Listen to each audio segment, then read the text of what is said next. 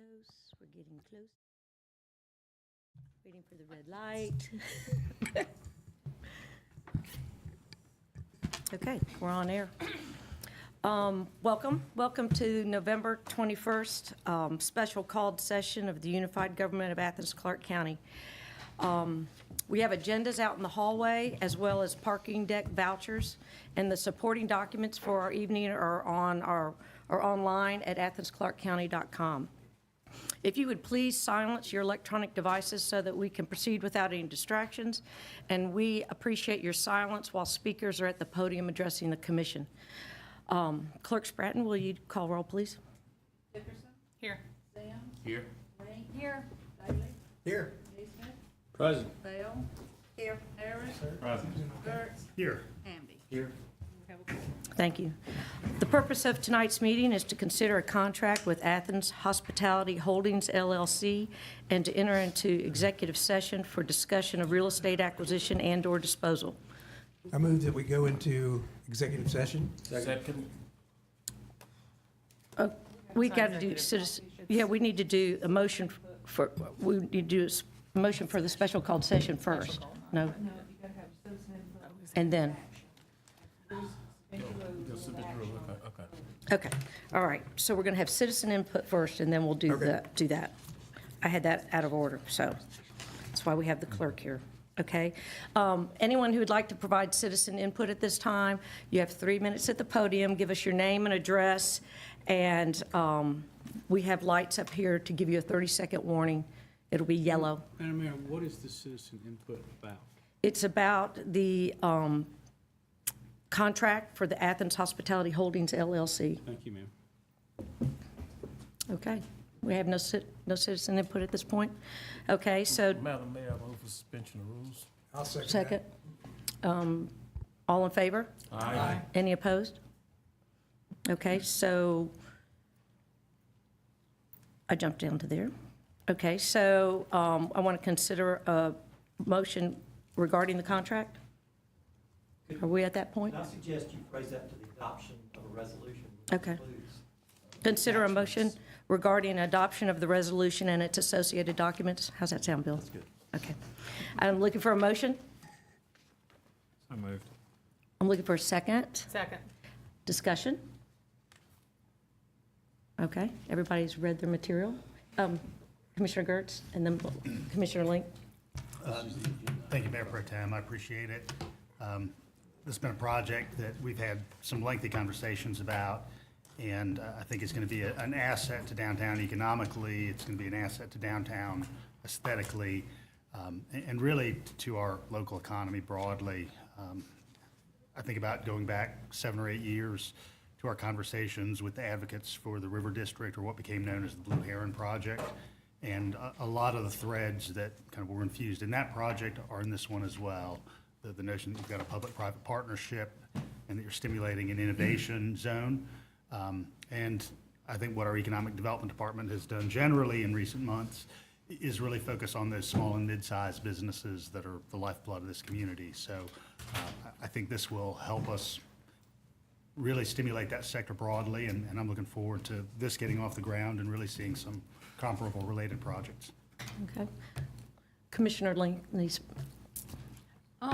Yeah, I mean, we have been discussing this project for a long time, and this kind of was birthed out of a discussion about a possible RFP for this piece of property that Athens-Clarke County owns downtown, that really could be put to greater use for the vibrancy of downtown as well as greater economic use. And our Economic Development Department's been working closely with some developers who came forward with what I've felt pretty much from the beginning to be a really good deal, offering Athens-Clarke County some office space that we need, that we would own in perpetuity, and providing basically the framework and the structure for a tech startup industry here in Athens, which is something we've been talking about for many years and that a lot of vibrant cities, much like Athens, are pursuing. What we're voting on tonight is basically to continue that conversation, to make some kind of firm commitment with these developers to continue the pursuit of this. And I'm hoping that as we continue that conversation, we'll have a really strong conversation about a community benefits agreement, some further benefits to the community through this process, not just the trickle-down benefits you see when you have, kind of this middle-class economic injection, but hopefully some community benefits to the immediate community. We have some low-income housing there, and we have some real needs for training for some of our kids in the area. So I'm hoping that'll be a part of the conversation, and also jobs. I'm hoping that through the construction phase and the eventual staffing of this facility, which will include expansion of the hotel, some restaurant, bar, more office space. There's a beautiful public park area, some really nice pedestrian infrastructure. The design that we've been shown so far is actually very different from the development that we have been seeing downtown. It's modestly scaled buildings, a more organic feel. There's different architecture in the buildings. It's a much more incremental and organic type of development, and definitely has more community and more public benefit. There is that pedestrian permeability and access from every street front that we're not seeing in a lot of developments. So I feel really good about it, and I do hope that those further discussions about community benefits will be part of the continued pursuit of this project. Okay. Commissioner Neesmith? Madam Mayor, I believe that the public is pretty much in the dark about what we're doing here tonight, despite Commissioner Link's good explanation of the benefits. So if you don't mind, I'd like to read the who, what, where, when, and why of this project. You have 5 minutes. Who? Athens-Clarke County Unified Government received an unsolicited proposal for the development of the 250 Strong Street from the owners and operators of the Hotel Indigo. Rick Fine and Barry Rutherford have identified Jim Price, Robert Law, and Stephen Cook as potential investors. The developers successfully developed and operate Hotel Indigo, and the potential investors have a connection to Athens. The developer will enter into a public-private partnership, that's us and the developers, for the property. The project will result in the creation of an economic development resource center, which, by the way, our staff will occupy part of. Hotel rooms, these are upscale hotel rooms that we don't have any of, according to the developer in town at the moment.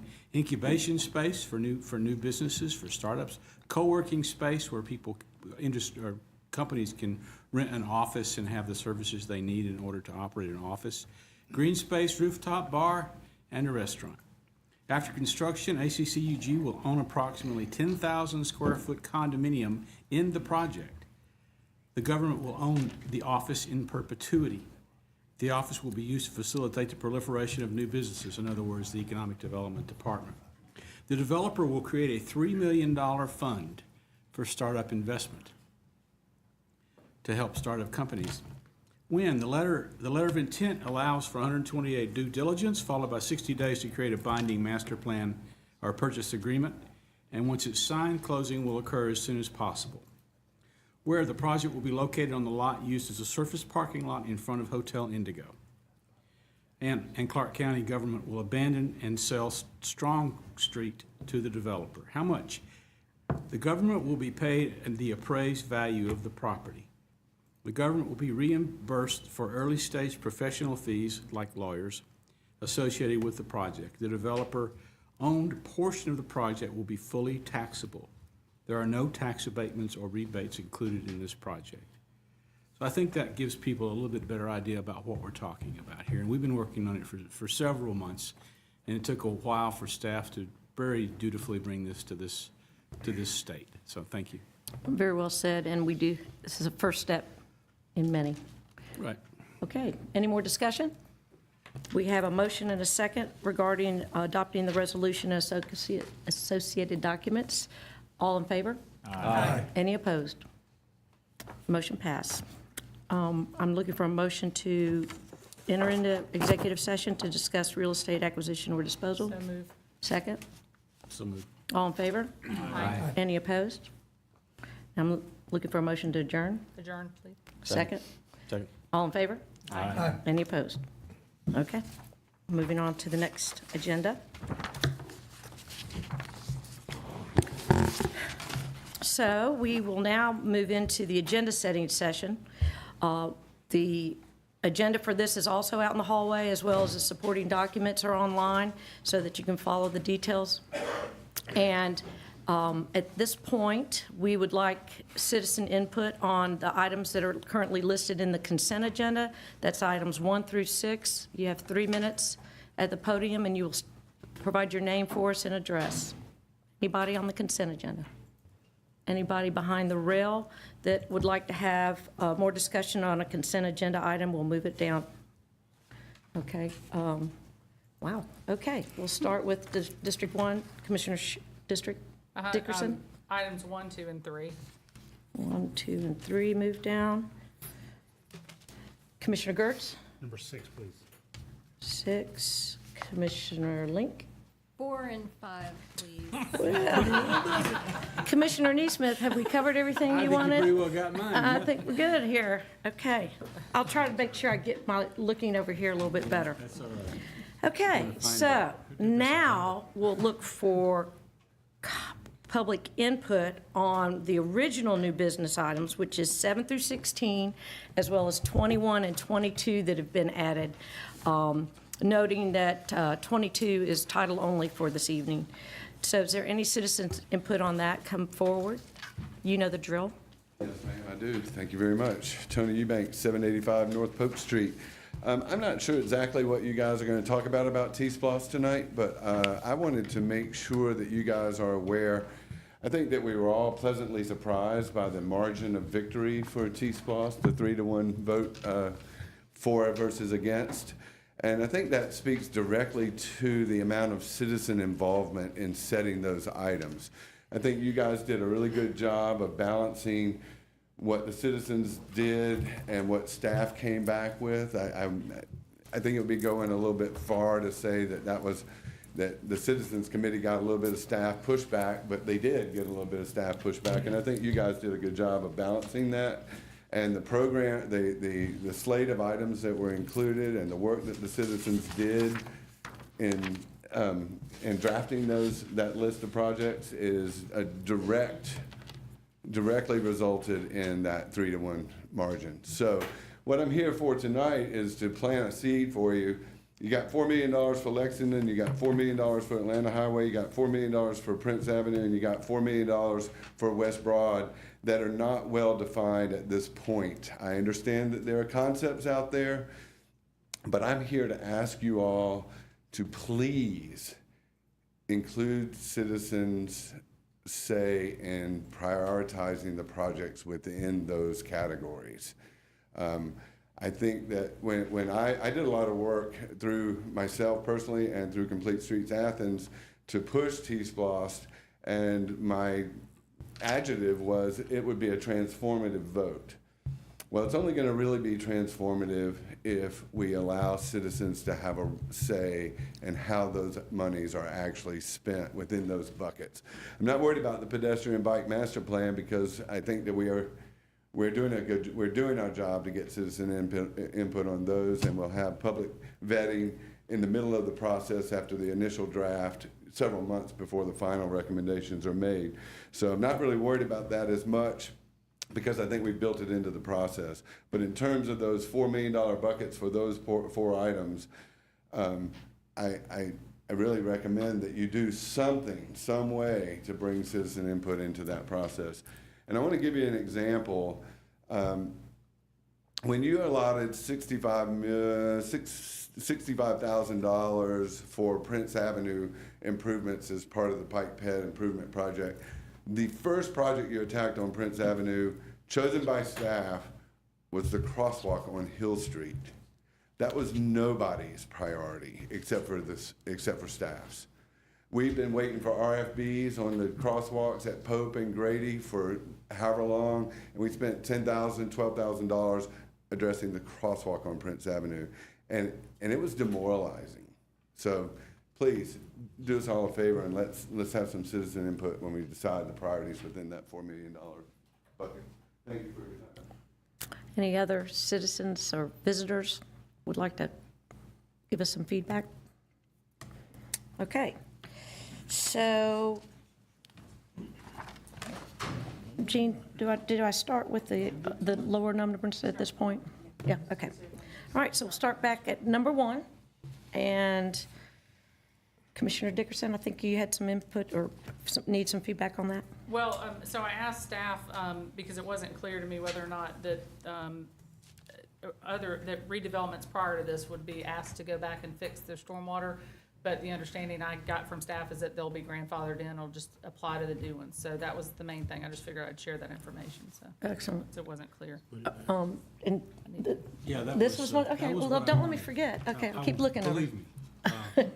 So I'm really pleased with this. This is another effort that staff took on to make our county more friendly toward development and redevelopment. Because what it does is if someone wants to make a site larger, then the only stormwater considerations are gonna be the expanded part of the site, not what this, yeah, you shake your head, I like that, nod your head. Not the entire site. So they don't have the problem of expanding 225% and having to upgrade the stormwater for the entire site, just for the expanded part.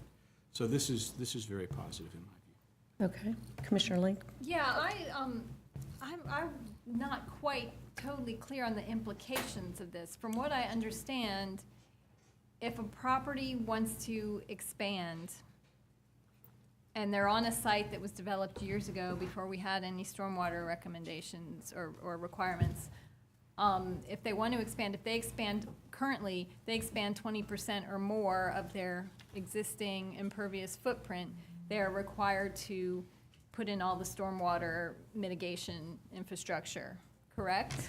Is that? We have staff here that can answer Yeah. that. Is that how it, I mean, that was my understanding.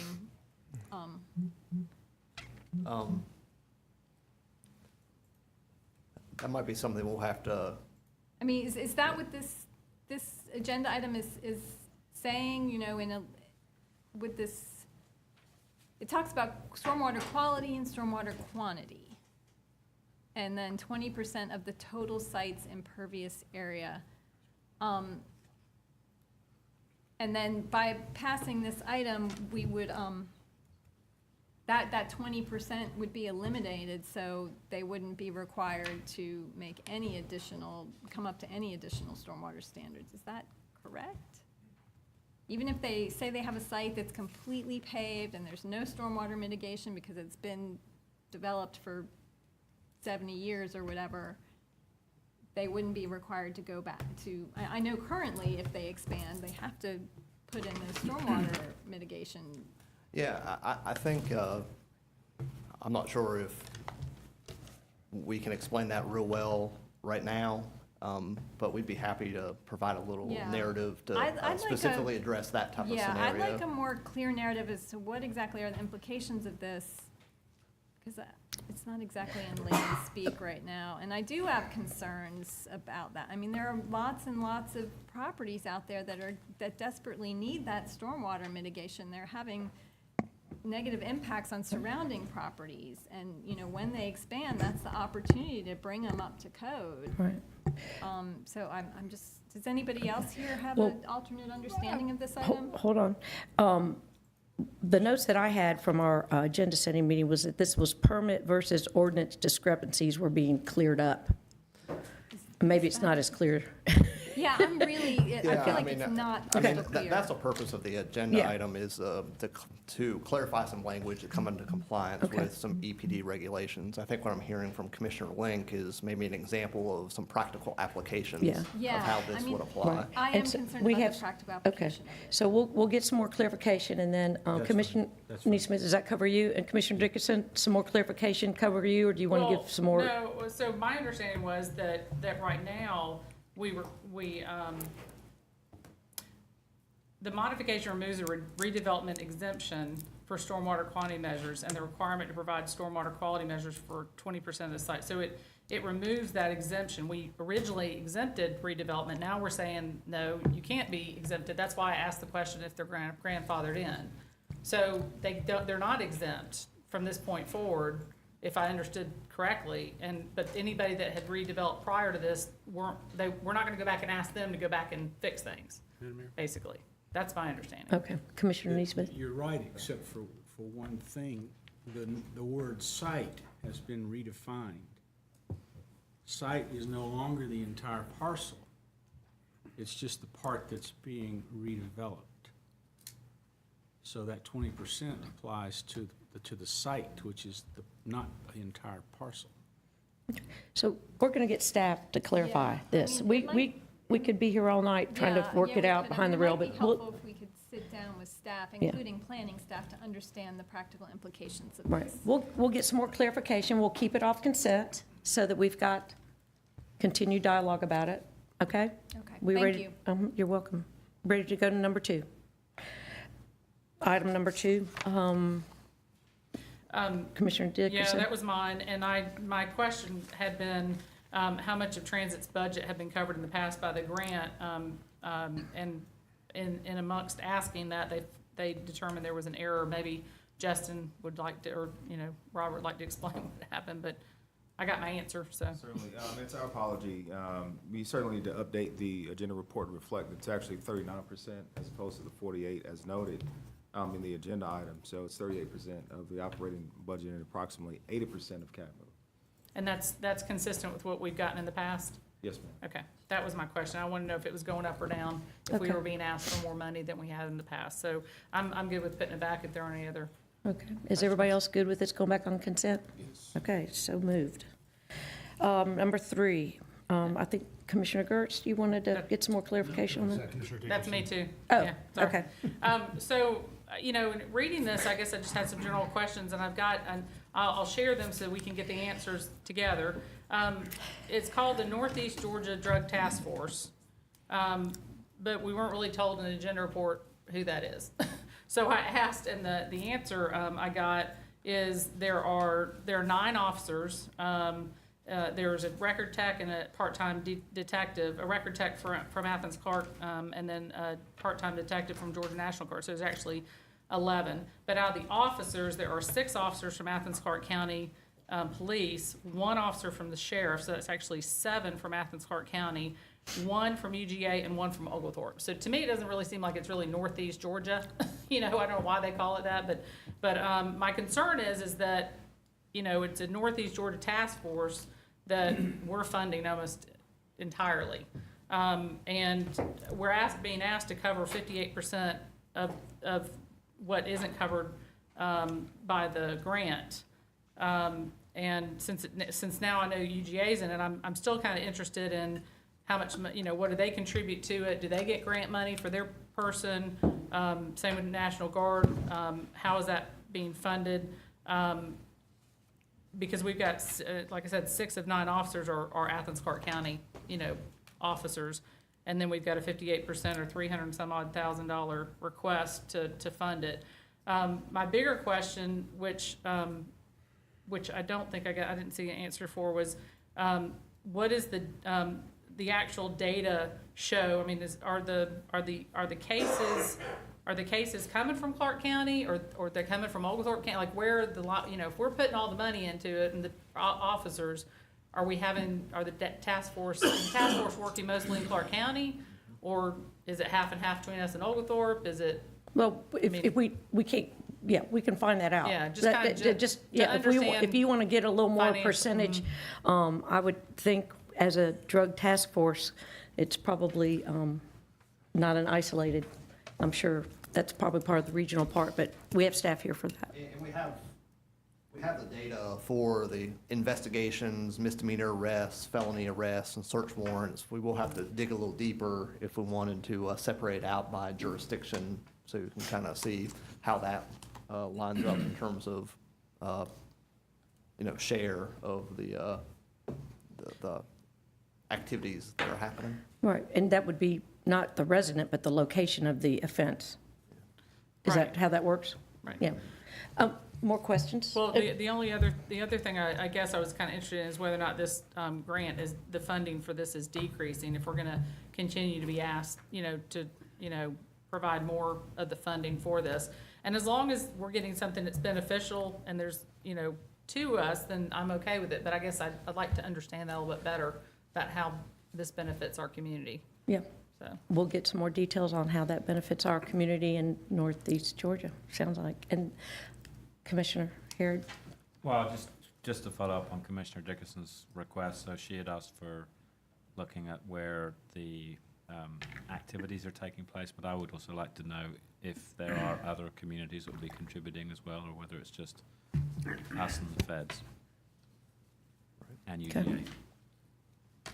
Commissioner Neesmith? Well, I think we should be careful about how we analyze this data. It's certainly going to be useful, but if there's a meth lab in Oglethorpe County, it affects us.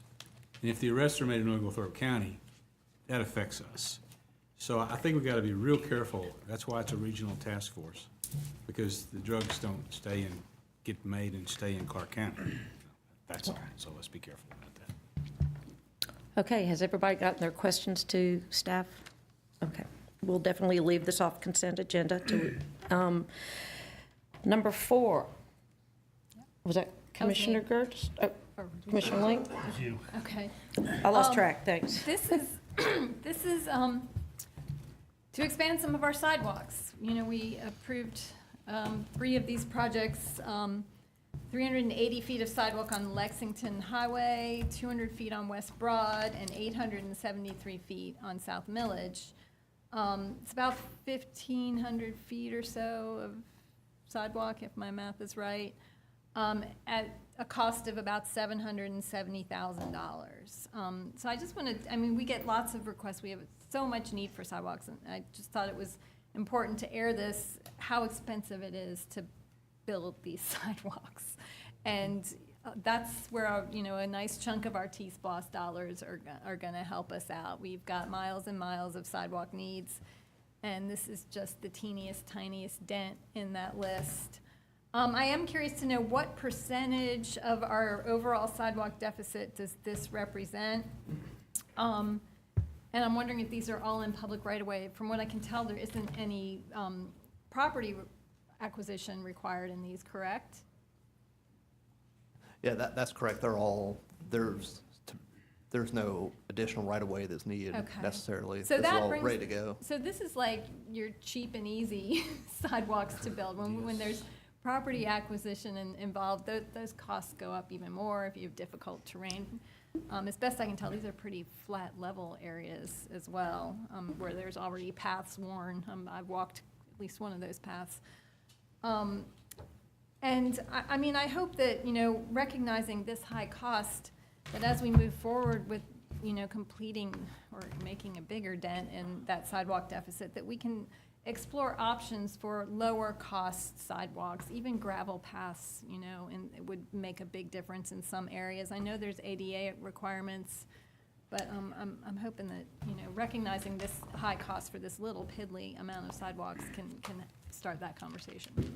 Robert, am I correct that this is GDOT right-of-way as well as GDOT funding? That's what's Yeah, made it's these from GDOT. quite a bit different than the other ones on our lists. Yeah, that's correct. You may recall that the Legislative Review Committee established a list of the sidewalk gaps. These sidewalks are on that list. They were on the GDOT list, not the ACC list per se in terms of our right-of-ways. And, so this works well with that grant as well. Well, I'm happy to see this go back on consent. I just wanted the public to Okay. know that we are voting on this and we're starting All to right. make some progress. Number 4 is back on consent. Number 5, Commissioner Link? The stormwater consultant. Okay, this is another thing where we get lots of public input about stormwater fees and where exactly those fees go and why we need them. We're hiring a consultant who is going to evaluate our fee structure, and I just want the public to know that we are actually addressing those concerns. I'm hoping that part of that examination will include looking at the impact of stormwater runoff from residential infill. Residential infill is not required to do any stormwater mitigation, and what we're seeing in some of these infill properties is that runoff from the newly impervious surface and rooftops running directly into neighbors' yards and causing some impacts on private properties. So I'm hoping that that can be part of that examination as well. I know it's been brought up over and over again in work sessions and stuff. Can we put this on consent as a Yes, we can strong put it on sign of consent. our I just want to support? get that out there and let people know that we are addressing this. Okay. 5 is on consent. Number 6, That's Commissioner Ritz. Thank you, Mayor Pro Tem, I appreciate it.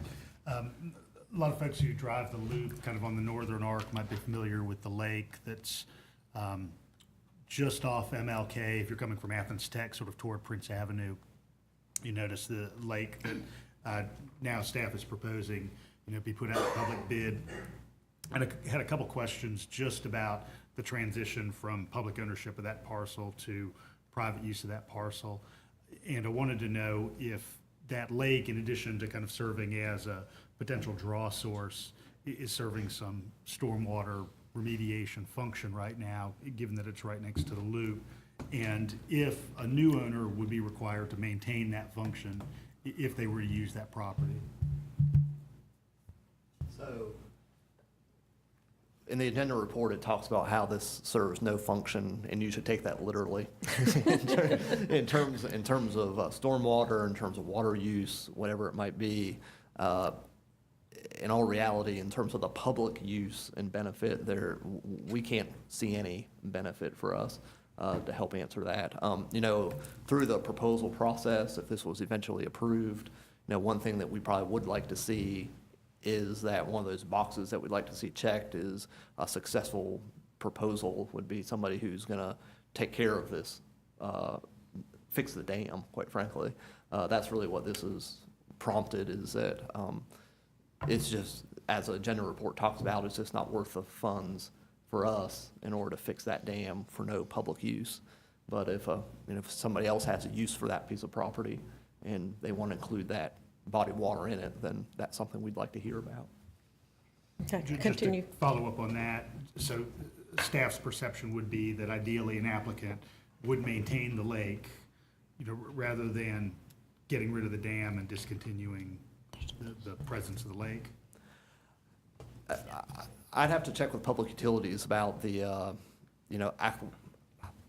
what the impact would be if we discontinued the dam, whether a private property owner, did away with that. So that's something we'll have to think about a little bit more. Okay, I'm interested in hearing more about that. Commissioner Link, did you have a question? Yes, I do. So this is about 35 acres or so worth of property, as best I can tell. And, 20. The vast majority of it is that reservoir. Do you have any idea what the area of the property that is actually developable land is? I don't have that information this evening, but The 20-acre site is zoned? Yeah, okay, so 20 acres is developable, is that doesn't seem right from what I can tell, if it's. 20 acre, there's a 20 acre site and a 1.98 Yeah, acre site. okay, well, I looked on the tax map. Part of and that is the lake. it Said something else, so maybe I was looking at the wrong map. Okay. So it's about 20 acres plus the smaller 1.5 acre piece, right? I'd like to know how many acres is actual land that could possibly be developed. And I also, it says here, we'll invite bids for this property, and those bids will be considered based on conditions such as proposed future uses in the best interest of the government and the public. So these bidders would propose their specific use and the zoning that they would desire to let that use happen. Yeah. I hope that this could be considered for affordable housing. That's one of our great needs, and this is a really good location. So I'm hoping that this can be part of that discussion. The only thing I'd say is that, when we first looked at this, we talked about, just taking a bid, surplus of property and taking in a bid. And the more we thought about, there probably could be a higher and better community use, and we'd like to invite those types of proposals. Okay, Commissioner Harrod? Well, Commissioner Link sort of asked my question. My question was going to be whether staff had any thoughts about what the future zoning might be, given that it's currently G. But I guess it would just depend on who was going to bring us a project that we thought was interesting. That's correct. I don't have the zoning map in front of me. What is it zoned around? Government. Government, I think. With the surrounding pieces of property, what are they? There's a CG that fronts on it and RS 25. Okay. Commissioner Harrod, did you get yours covered? Okay, Commissioner Hamby and then Neesmith? Just a couple of questions, I guess. I noticed it's going to the Water and Enterprise Sewer Fund. Is there any reason, I mean, if we, if you are looking to create some sort of affordable housing trust fund or something, is there a reason why this project couldn't go towards something like that to the general fund instead of the Water and Sewer Enterprise Fund? This project's been around since 1935, so I'm sure at some point in time, our general fund paid for this project. So shouldn't we be getting some money back for it? Public Works. Well, I don't think the enterprise fund was informed in 1935, so I imagine that was part of the general fund at the time. So So- I'm just wondering, is there a reason why we couldn't, I mean, that's up to us to decide where it goes, correct? Yeah, that's something we can talk about a little bit further, I think. I mean, other than, Public Utilities has been maintaining it Right. to a certain degree But I guess for a while now. I guess if our general fund dollars initially built the thing, Yeah, I don't know. we should get reimbursed, the general fund should get reimbursed somehow. I believe this was a Federal Public Works Administration project during the Depression for retention of stormwater. So I wonder out loud, if it was needed then, why wouldn't it be needed now? It's $13 million detention pond. I mean, we Million don't- gallon. I don't understand. I'm gonna have to be convinced that this thing's not needed, and you guys have done the studying, I'm sure, so you shouldn't have a problem convincing me of it. I need to understand this isn't needed. Okay. Robert's writing. He's getting the questions down. Clearly, it's not going back on consent. Commissioner Gertz, you had some more feedback? Just And so very does briefly, Melissa. kind of responding to Commissioner Link's interested in some affordable housing, and I think location-wise, if you weren't thinking about the topography, it wouldn't be a bad location for some affordable housing. Most of the property is encumbered by the lake, and this is part of that kind of vast swath that about 3 years ago, we downzoned so that we wouldn't be running sewer kind of through that watershed for our water intake. So just a FYI on that. I'm curious to know the process by which we will decide what the highest, best use and interest of government and public might be. Would this go through the Land Bank Authority? I mean, it would come through to the mayor and commission. So we'll put together a RFP package. We'll score them, and it'll come back to the mayor and commission. So could we participate in the requirements of that RFP, throw out some parameters for an RFP? Would there, I mean, I feel like, The mayor know- pro tem does not have an answer. Don't look, Robert's looking at me. I mean, I feel like, knowing the needs of this community as the elected representatives of the greater community, we could at least offer some parameters for what kind of RFPs, instead of opening it up to anyone and everyone, we could hopefully narrow that pot down a little bit. I mean, I guess part of it depends, and we'll get back with you in one of your previous answers about what realistically what can be utilized for.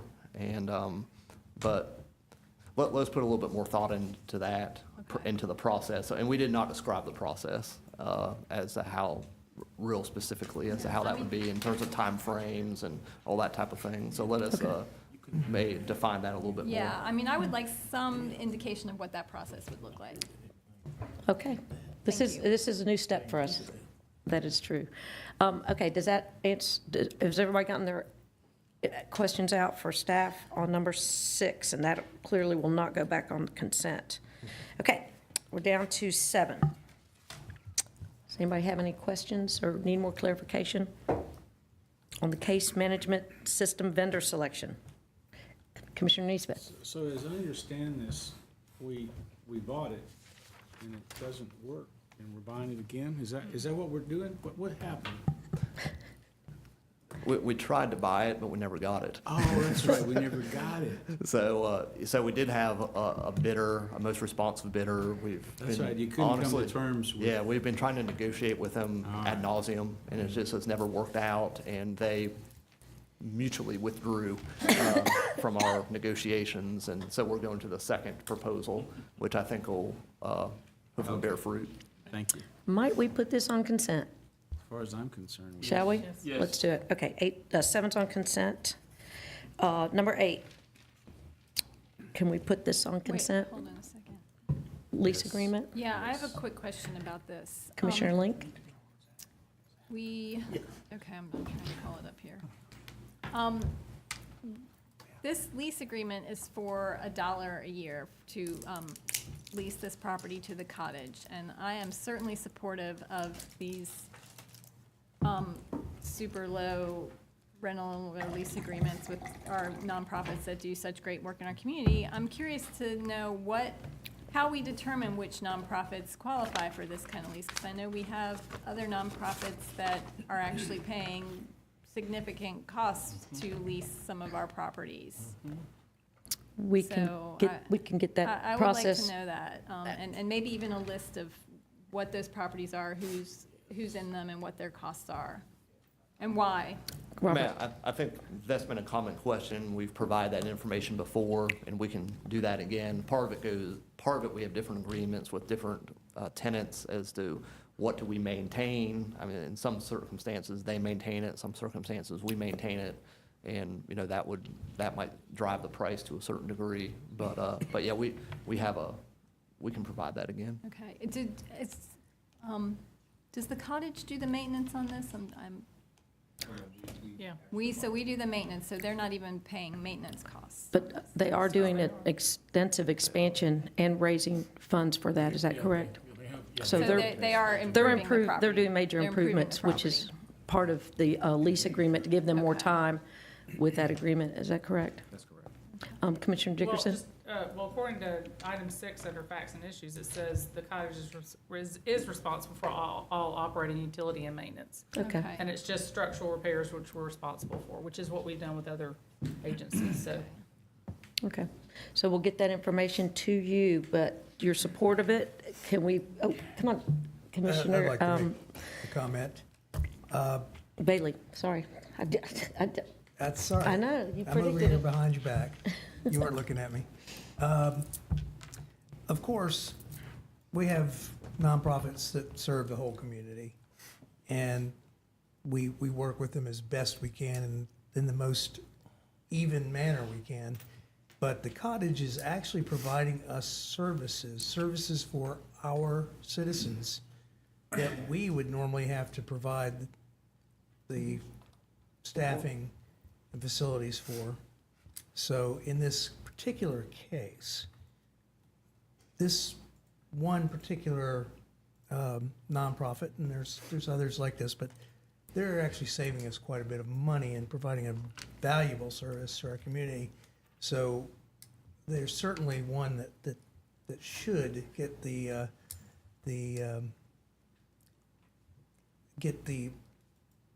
our best terms for using our facilities. And there's plenty of other nonprofits that do lots of things in our community. This particular one is providing us a service, a definite service. So it's worthwhile for us to do this. Agree. Commissioner Sims? And also, they do have a plan for a major expansion because of the overcrowdedness that they have now. And they're not only raising the money, but they, again, they plan to maintain the property as they go through this process. Yes. So, consent agenda, everyone? Yes. We good with that? Okay. Number 8's on consent. Number 9, College Station corridor improvements. Commissioner Harrod? Thank you, Madam Mayor Pro Tem. I'll be the first person to say that we need some improvements out on College Station Road. Trying to get off campus or onto campus at certain times of the day is virtually impossible, or at least very time-consuming. My question really was more, I know that when we talked about this in the work session, there was some discussion, certainly from me and I think from some of my colleagues, about the possibility of putting roundabouts at some of these intersections, but I note on the document that's come in front of us that that is not being recommended, and I was just wondering if you had any insights onto why possibly that is not being recommended. Yeah. Well, staff did do a preliminary analysis of looking at roundabouts at at the couple different intersections, East Campus, College Station, and River Road in College Station.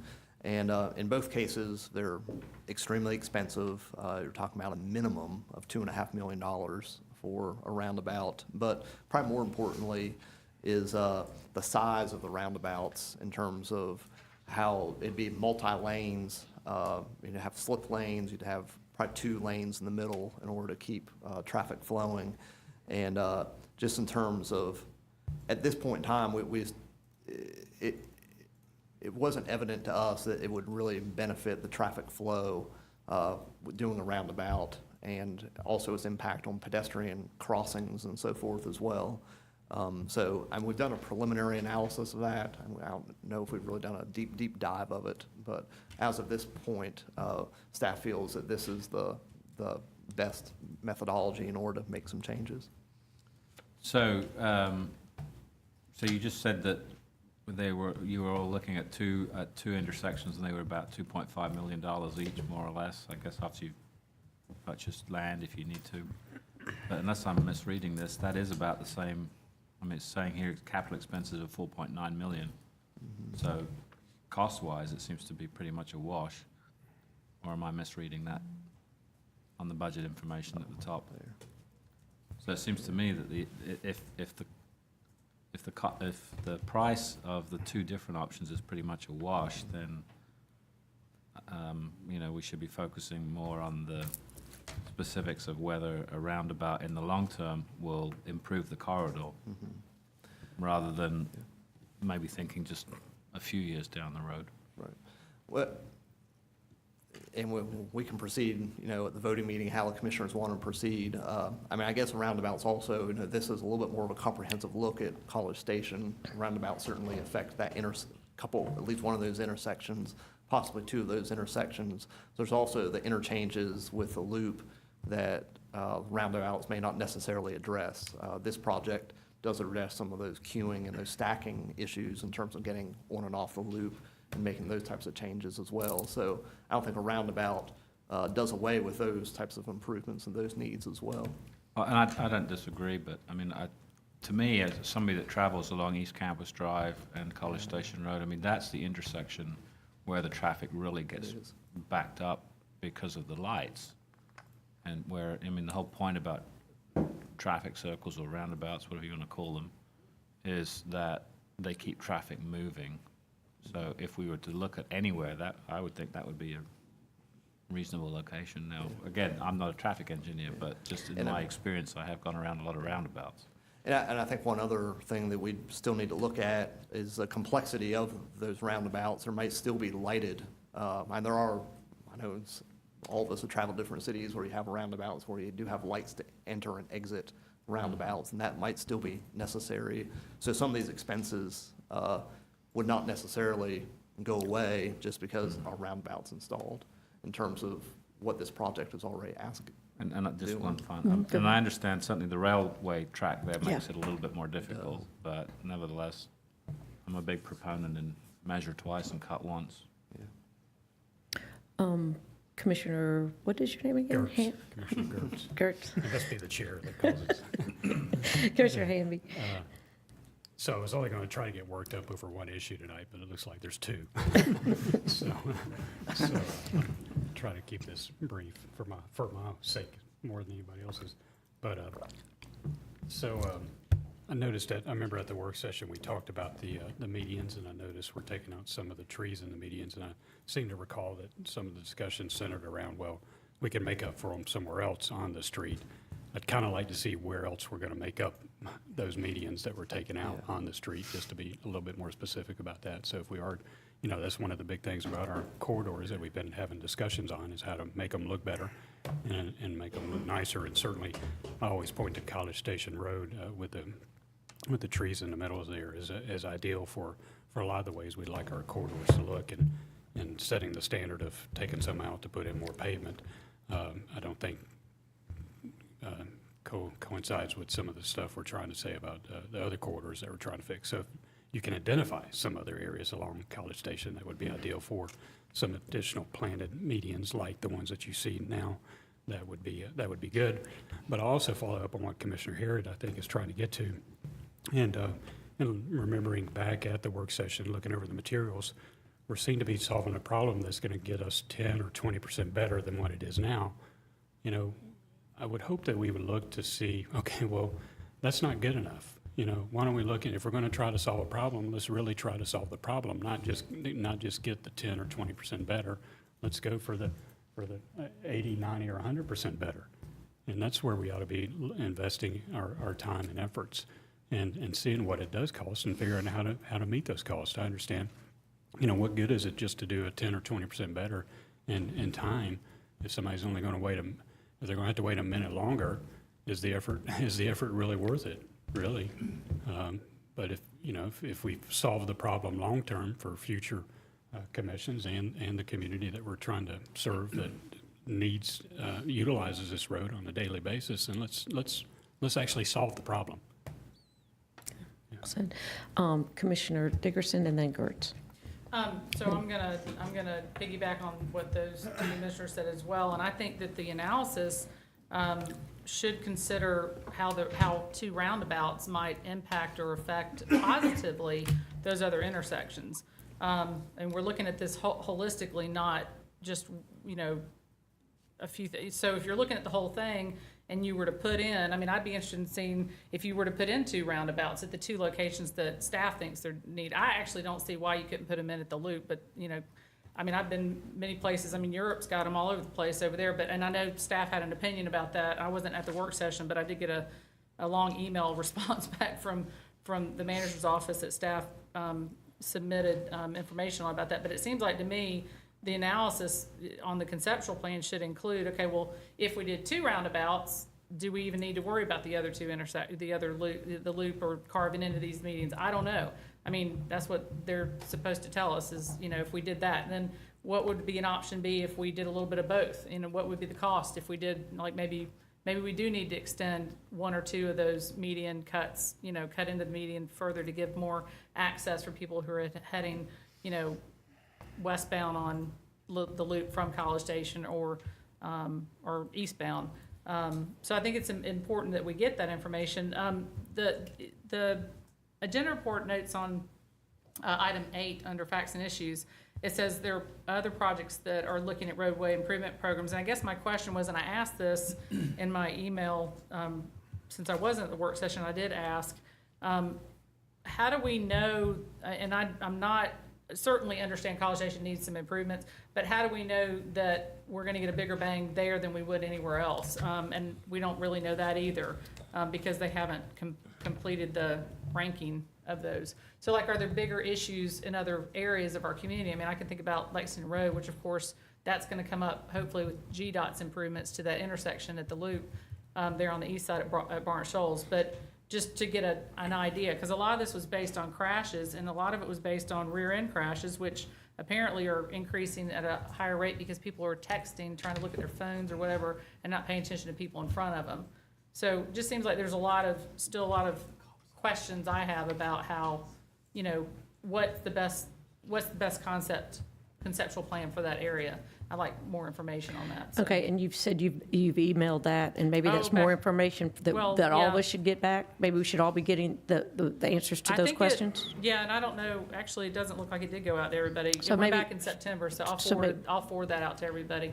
Okay, So, because there are the comparisons and the rankings, and if that's comparable where this has risen up over another area, and aren't I correct that Lexington and the loop already has a GDOT project number? Yeah, that's That improvement's already Right. No, that's in the docket. Right.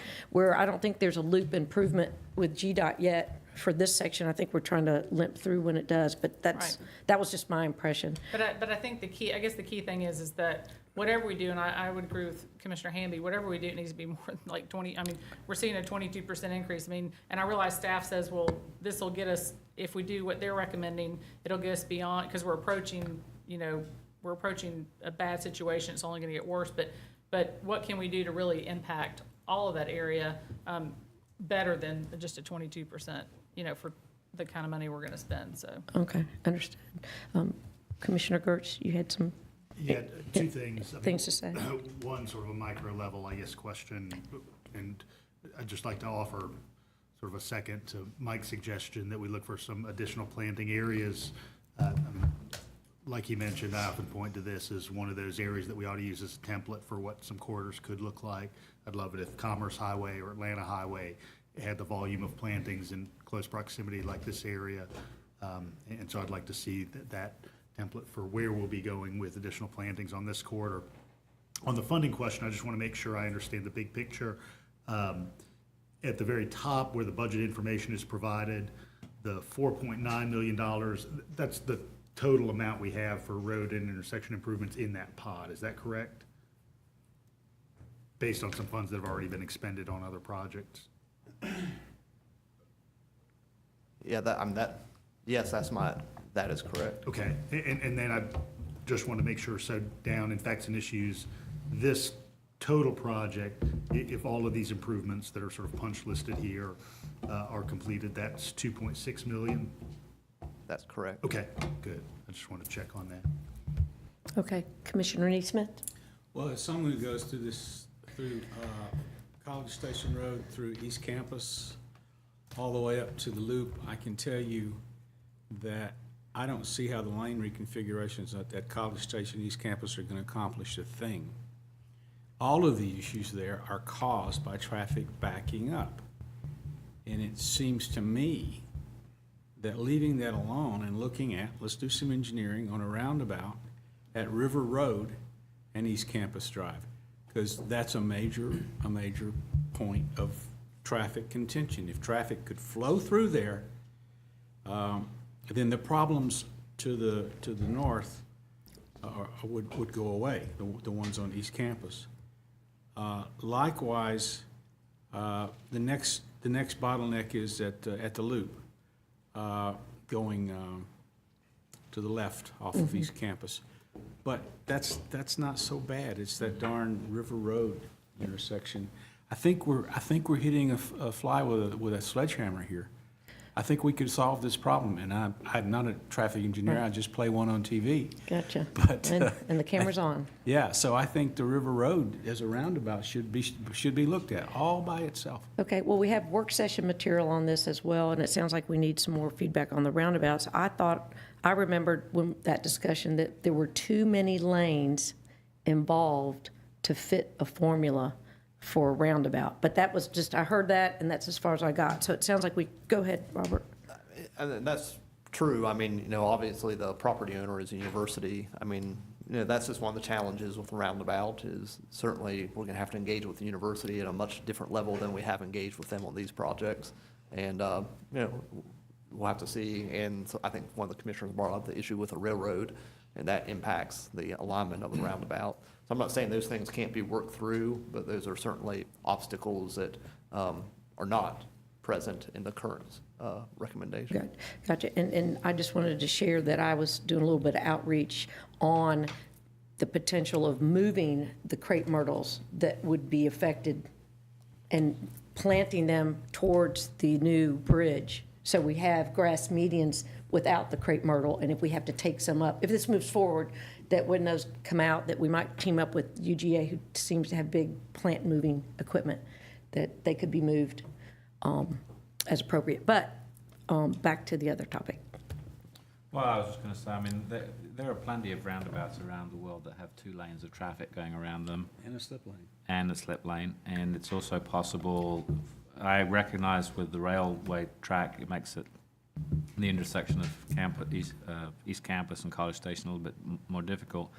But it's also possible, there are plenty of places that have roundabouts with a traffic light on them. So at the one time when the train's coming through, one day a week or whatever it is, you can have a traffic light to stop traffic on the roundabout, and the rest of the time the traffic flows smoothly. But it seems to me that, as Commissioner Neesmith mentioned, those are the two places where traffic really backs up, is that East Campus, College Station, and then the River Road one. And if we fixed those, I think a lot of the other problems along that corridor would go away. And the problems are really only at really 2 times during the day.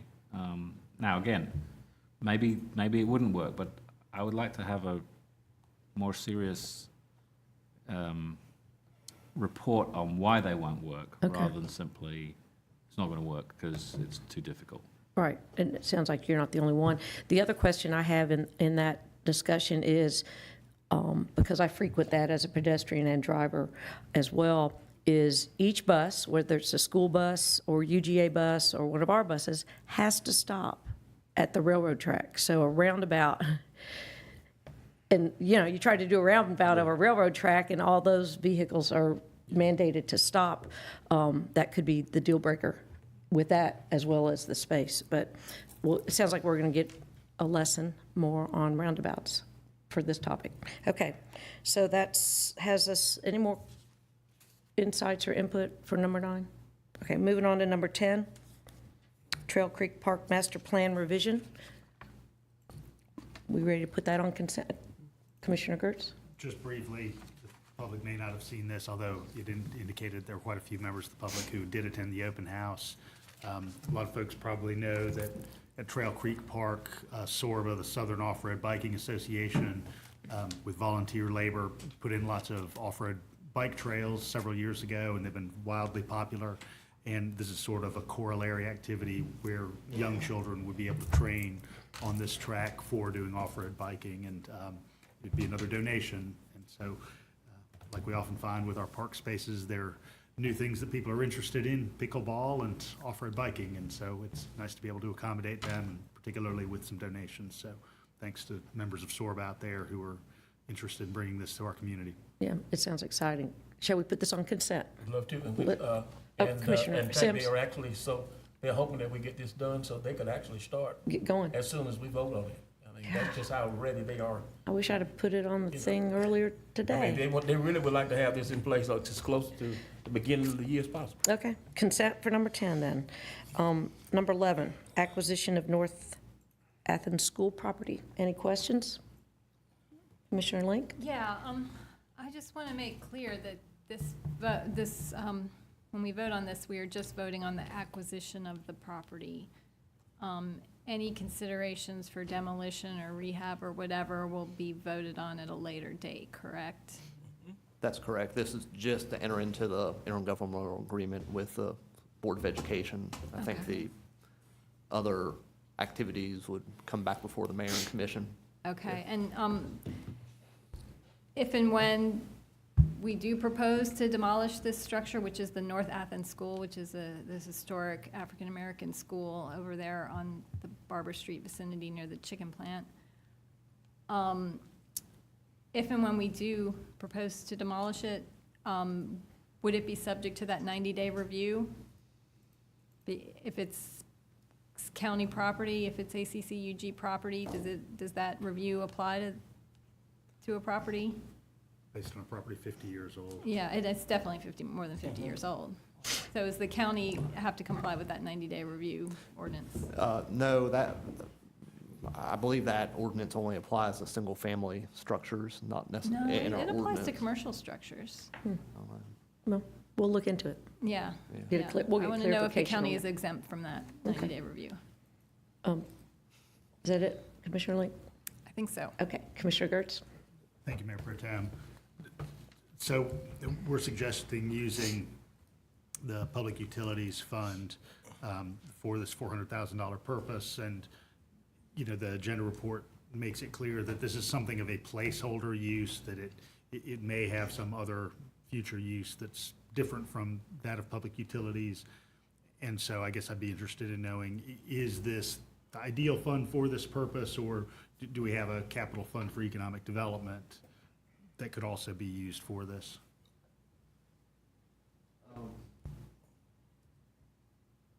Yeah, I think that'd be something we'll have to get back with you on. Okay. Okay, any other questions? So this will stay off consent since we have some more questions. Okay. This gets us to number 12. South Milledge Avenue, pedestrian crossing, pedestrian improvement. Any questions from the agenda report? Commissioner Lake? I don't know too much to look at. Okay, we're proposing a crosswalk with the flashing beacons at South Milledge, Near Henderson. near Henderson. I'm just curious as to why there's no island included in that. Is there a reason why that doesn't, I mean, it seems like. Yes, there is a reason. Is there? Okay. Is it in the report? Is it in the report? I haven't had a chance It's, to read this report. I forget which facts and issues it is, but Okay. irregardless, that was the original plan, but after some more, discussion with the neighboring property owners and traffic habits and so forth, They don't like it the was island. gonna impact the ability to essentially make left-hand turns across Milledge heading south. So it was determined that this was a better option. I wonder if, if just moving it a few yards down the street would enable an island. Is there any particular reason why this specific location was chosen? Go ahead, Robert. Yeah, well, we looked at that also. Again, part of this is to make sure we're aligned with the different bus routes, bus bays and so forth, because, we want to make sure that people getting on or off our bus are convenient to the crosswalks. Yep. Commissioner Bell? There was a great deal of collaboration and study with several people involving the bus, the businesses, and the offices that were there adjacent to it. So it was looked at very, very seriously because of the involvement with students getting off buses and certainly the vehicles. So I trust their judgment that that would not be appropriate, and there's not any room to do anything to adjust otherwise. And as a matter of fact, now that it goes to being a straight crosswalk as opposed to the angled with the median, it's better use of space. It's also being supported. It's being paid for. And this helps both UGA and school district students and the extensive pedestrian traffic there. We even had Madam Mayor to practice on that process to be sure it was okay. Shall we put this on consent? Yeah, I just want to add, I'm happy to know that UGA is contributing to this crosswalk. I thought you would. All right, 13, the air and light truck purchase. I know everybody's read everything about this. Put that on consent. Can we put this on consent? It's a good thing. All right. Item 14, review of septage fees. I think, is this out of committee? Is this out of, Yes. let me see, Oh, who yes. chairs It finally LRC? came forward, yes. Commissioner Neesmith. The committee worked very hard on this, and I'm finding myself a little bit unprepared. So, Well, that's okay. I think There we go. you covered it I at the got last it. meeting, I didn't you? didn't I? Yes. We have come up with, You're always prepared to talk about septic. yeah, you would think I would be, wouldn't you? Especially with you over there. We came up with an ordinance that sets new septage processing fees. This is septic tank waste brought in or porta potty waste brought into our solid waste treatment facilities. And we came up with a three-tiered structure.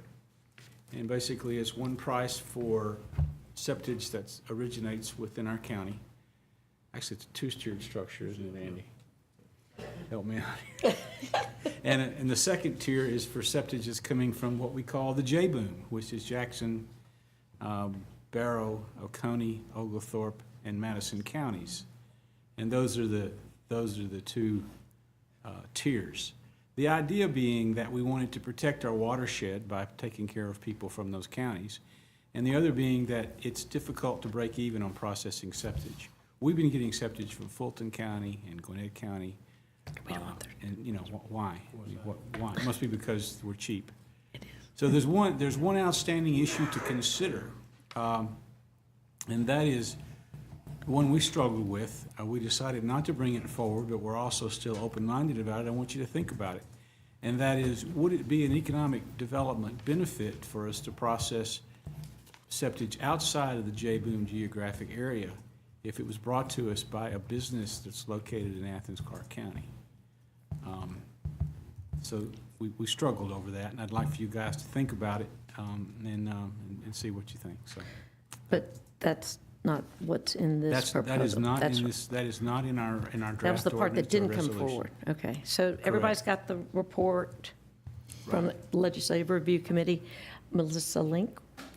I'm curious if, in your conversation in committee, if y'all discussed at all possibly requiring septic tank maintenance. From what I understand, we don't require maintenance, and some of these properties that have septic tanks that they aren't aware that they need to be pumped every 3 to 5 years, and, you know. Well, by that the- wasn't in our That's charge, not- so, no. so- Our charge was to set septage processing rates. Is staff having any discussion about that issue? Because we do have areas where these septic tanks are overflowing and impacting our watershed, and we have no requirements to mandate that they get required. That- Board of Health.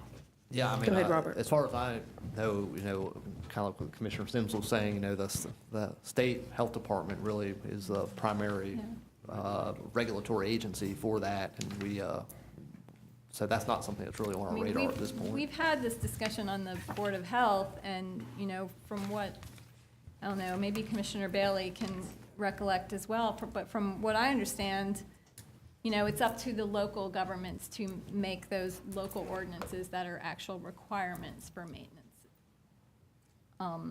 So I'm wondering if we're having that discussion and possibly a discussion about allowing composting toilets to offset septic loads. Do you remember, Jared? Commissioner Bailey. I don't think that's the case. I think that is the purview of the state health department. And we, of course, would be called on to support that. But I don't think that we have the regulatory ability to demand that people maintain their septic tanks. I think that lies within state law. I recall it differently. Can the attorney fill us in, Bill? We looked at that maybe 7 or 8 years ago, and I can't recall. I don't you want to give you find bad out? information. And that was not part of our charge, so that wasn't the research that we did as a While we're committee. talking about this, I think it's important to bring up. Okay. Commissioner Gertz? Very briefly, I guess I'd just think about this as being something of a corollary to the way that our landfill operates, in that, you have these trucks that arrive at the gate, and, sometimes have to determine, well, is this local material or non-local material? And, I can't discern the aroma of one versus the other. So I'm curious as to how staff Commissioner Gertz, is able to. they have to come in with a bill of lading Manifest. Manifest. that has the contents and where it came from, So every single document. They've got to have So that that contract. document is This examined before originated in they're Madison allowed to County. I've go. got the contract from that Yeah. property owner. Yep. I think I'd like to make one more point, Madam Mayor Pro Let me Tem. see if anybody else has some inquiries. I think Commissioner Hamby had Just a a real question. quick one. I was chair of that committee 7 or 8 years ago that Bill referenced, and I used to be an expert on septage, and I hope I've moved on to broader things since then. But I do remember that discussion a little bit, and Commissioner Bailey's correct. It is a state responsibility to sort of oversee those, but however, I think out of that committee work, we did, I think folks who have a septic now are probably let the county know about it and register it and place on there when they last did the emptying of that septic tank. But I don't know why I remember that, but I want to say we were just trying to pinpoint where the septic tanks were in the county.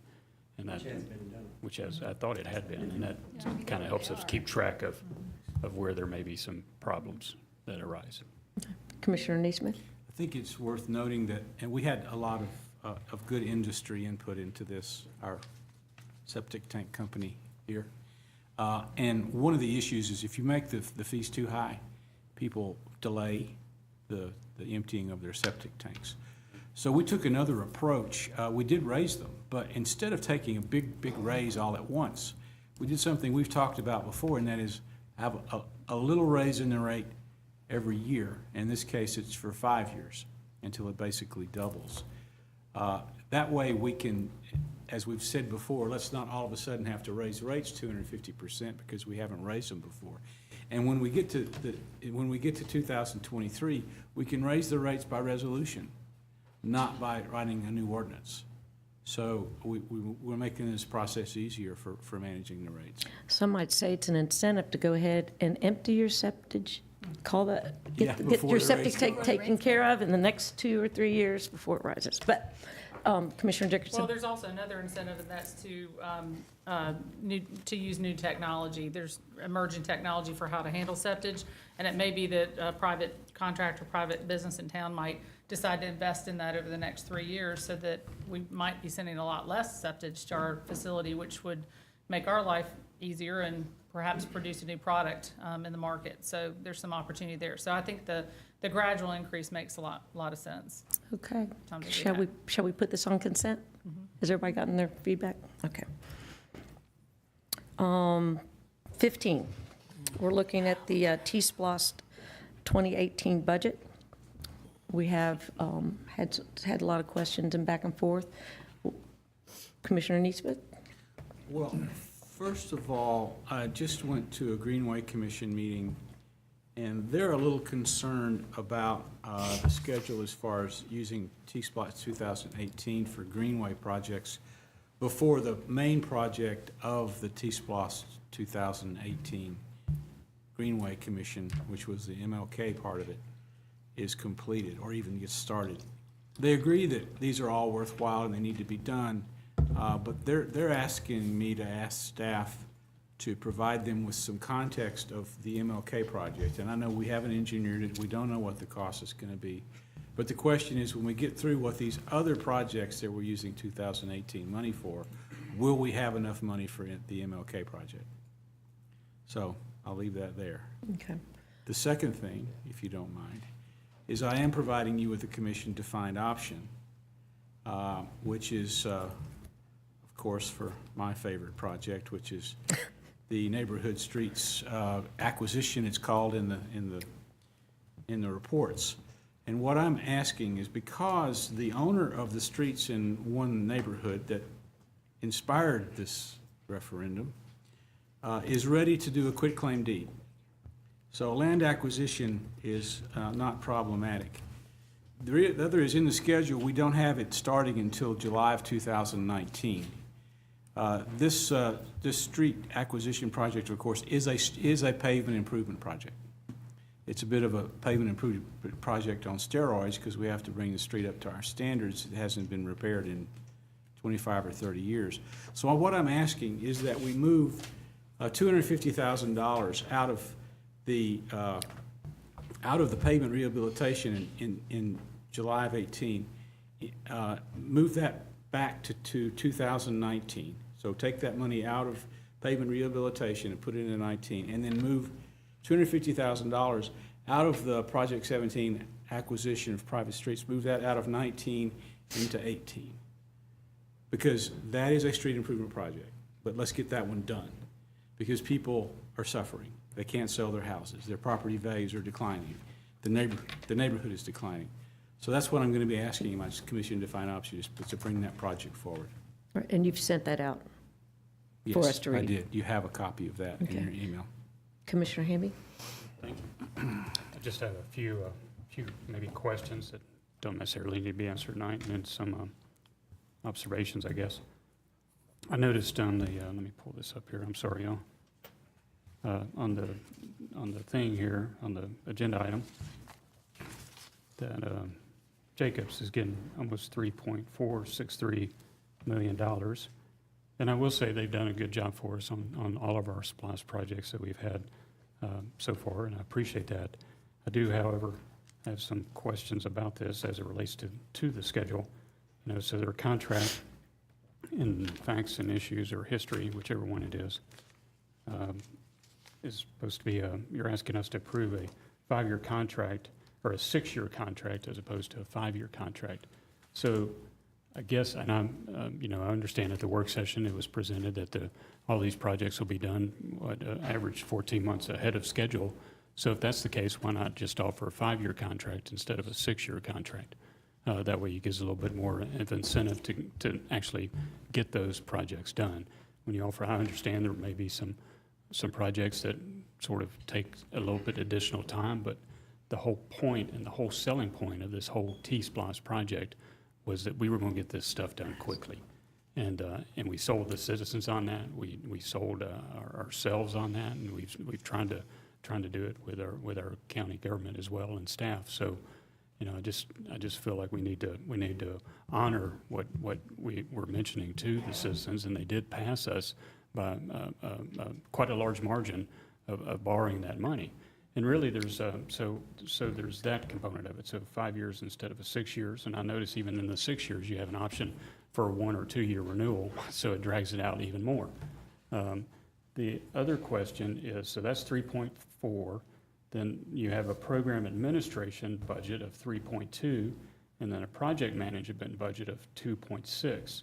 I'm assuming, I think I'm reading this correctly, that part of the 3.4 from Jacobs comes out of that almost $6 million. Am I right in saying that? Yeah, I think it's in Facts and Issues number 2 sums it up the best. Is Facts and Issues number 6, program administration, 3.2 million, the project management, 2.6, totals, 5 point, But 5 that million. 5.8, does that 5.89, is that inclusive of Jacobs? Yes. Okay, so there's that component. I just want to make sure I was clear on that. One thing I'm not clear on in regards to the schedule, another selling point that I think Commissioner Gertz brought this up, and I know Commissioner Dickerson did as well. As T-Splosh relates to the impact that it could possibly have positively on our general fund budget. Certainly another selling point that we provide out there for T-Splosh is that a lot of this money is paid for by 40% of it's paid for by citizens who come into this community, so it helps save our property tax owners, our property tax payers rather, from paying more in extra dollars to help us repave these roads. So, if we're only in 18 looking at waiting to collect the dollars, I'd like to know how this is impacting our budget for FY19 and through the years throughout. I mean, certainly there's some projects on our T-Splosh that may be related to transit, or certainly in paving that we are going to allocate for our general fund budget to the capital fund. That the capital fund comes from the general fund. So, tell me what we're going to be saving there. I mean, and by borrowing the money up front, especially for the first year, could we realize even more savings for our citizens that pay the property taxes here in town? Am I making sense or not? Yeah, I mean, we can provide, I guess that's something we haven't, I'm sure we've looked at it, but we've not, given that type of analysis to the commissioners yet. We can do some forecasting with it. Right, and I think that's important to do because, there's some things coming up down the line that are going to require some, healthcare costs don't seem to be getting any cheaper and such as that. So we need to figure out, this is a good opportunity for us to see, and this is why these programs exist, is to help property tax owners, and so that everybody shares in the cost of doing these projects. So we need to, I'd like to see that analysis so that we can help move forward with this. But I'm also going to talk about downtown. Downtown's one of the main ones I was hoping to borrow money for so that we can get that moving. I know we've still got about $5 or $6 million from SPLOST 2005, mind you, that's out there. And a lot of this is our fault. We delayed the projects, but still they could have been, there could have been a downtown project for SPLOST 2010 on the project if I'd known it was going to take this long for us to get it done. I'd like to think that downtown, and I'll bring with me at the voting session, y'all may have already seen it, the economic impact that downtown provides for all of our community. And by making it look nicer and going ahead and getting this project done sooner, based on the estimations here, I've seen two different ones. One has it finished in 2021. This one looks like it's 2020. That's still, 2.5 years down the road. Part of the reasons why we borrowed money against the Classic Center was so that we could start realizing those sales tax dollars sooner rather than later that it brings into this community. I can make the same argument about fixing up downtown, that the sales tax dollars could be generated by having a nicer downtown, and it helps certainly the conventions, the Classic Center sell the conventions. Downtown Athens helps sell the conventions that come to the Classic Center, so it all feeds into it. So I think I'm making my point about that. So what I'm asking for is, can we see a schedule? Just, give it to me. Give it to us. Just tell us what a schedule would look like if we completed downtown Athens the streetscape and the septic, or the, what am I saying, Underground. stormwater. You got me thinking septics. Underground. The underground stuff, tell us what it'll look like in 1 year. Tell us how it will impact, if you think it's gonna impact the merchants there, let us know that. And maybe the merchants and the citizens will accept being inconvenienced for a time being in order to get the project done sooner rather than later. I think that's all I've got for right now. Okay. Thank you. Sounds good. I handled that pretty good, didn't I? Oh, you got some Didn't get feedback. worked up at all. Yeah, nice and level. Yeah. Did you guys have some feedback? Just to, and Commissioner Dickerson did raise the same question with regards to the timeframe for Jacob's agreement. One of the considerations was the fact that they did start on some of the T-SPOS planning work 6 months prior to the vote. And so they certainly want to factor in, as we've seen with other SPOS projects, that there have been times when projects had they've been extended for whatever reason. And so I wanted to factor that into the program administration costs associated. You're talking about Jacobs, the contract. Jacobs, excuse me, And I yes. don't disagree with that. I'm just saying, let's do the 5-year one, and if it comes to the 5 years and something needs to happen to change that, then let's discuss it at that time. Sure. But for specific purposes right now, if they say these projects can be done in 5 years, let's hold them to it in the contract. And one real quick nuance, that's a not to exceed number. So if we do finish up quicker, then we don't have to quite pay all that much. Right. Okay. Commissioner Link? Yeah, I have some of the same concerns, particularly about downtown and moving sooner rather than later on that. But I also want some assurance that the public input for these projects, and particularly projects where there is some design necessary. I know like buying buses and pavement maintenance doesn't necessarily need detailed public input on design issues that could take a while. But I would hope that a project like Clayton Street, the Firefly Bridge, which is extremely of interest to multiple constituencies, and these corridor improvements, the West Broad corridor, we have needs within the neighborhoods that money can be applied to. Of course, Prince Avenue and Lexington. I've been in conversations with multiple constituents involved in these projects, or business owners downtown or along the Prince Avenue corridor, who are extremely interested in being part of the conversation and participating in design projects and having their input heard on the details of what this money is spent on the front end. I feel like too often we get, detailed proposals for projects that end up getting hashed out more and more behind the rail because the input has not been sought from members of the public, the detailed input. So I really would like to see, I know there are user groups that are gonna be associated with some of these projects, and I'm curious to know what the steps are in appointing those user groups, when they're gonna start meeting.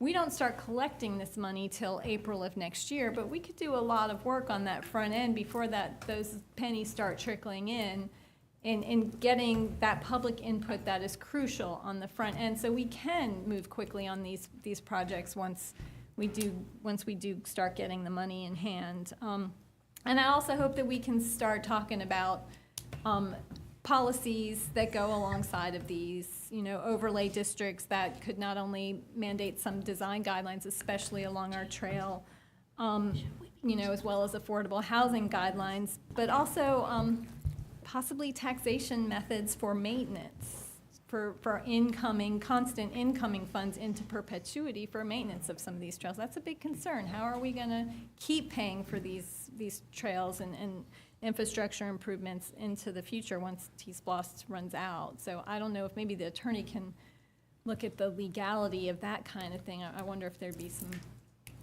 some state rep asks in there. But I want to know what are we doing between now and April? What can we do between now and April to assure that we are ready to go and that the public is fully informed and is able to fully participate, especially in these projects that are of great interest to the general public and to neighborhoods specifically. Don't I recall that our Citizens Oversight Committee will be assigned in January? I mean, there will be. That's going to be one so each of us put 2 people on the T-Splosh group, and so then we'll pick one. So these are people who know it backwards and forwards. So we do have a citizens Yeah, but there's group. also user groups, correct? Is that going to be part of this process? I know it is with Speelost. I mean, on certain projects, there would be. May not be on every single one of them, but yeah. And who chooses the citizen members? Isn't it 3 staff and 2 citizen members? How are those citizen members? Usually, it's a kind of a combination of, it could be members, if there's an existing committee, we may pull a couple members from an existing committee, or it could be citizens that we've interacted with that are interested in a certain project, and they're recommended to the manager, and the manager would put them on that user group. Okay. All right. Commissioner Gertz and then Commissioner Dickerson. Thanks. I just want to underscore a couple points that have been made already, very briefly.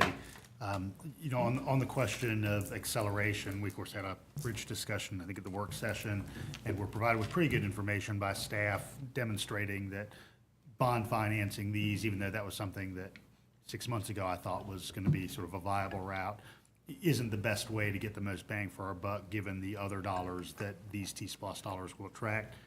However, on the downtown project, there is a lot of pent-up demand, given that this has been one that reaches so far back. I mean, 2 cycles ago in our SPLOST programming. I'd be interested in accelerating this if possible. And it seems like the lumpiest pot that we have that we could swap out for is the pavement rehabilitation pot. So if we would front load downtown and delay some segment of pavement rehabilitation to the next fiscal year, I'd be interested in knowing just how that could function.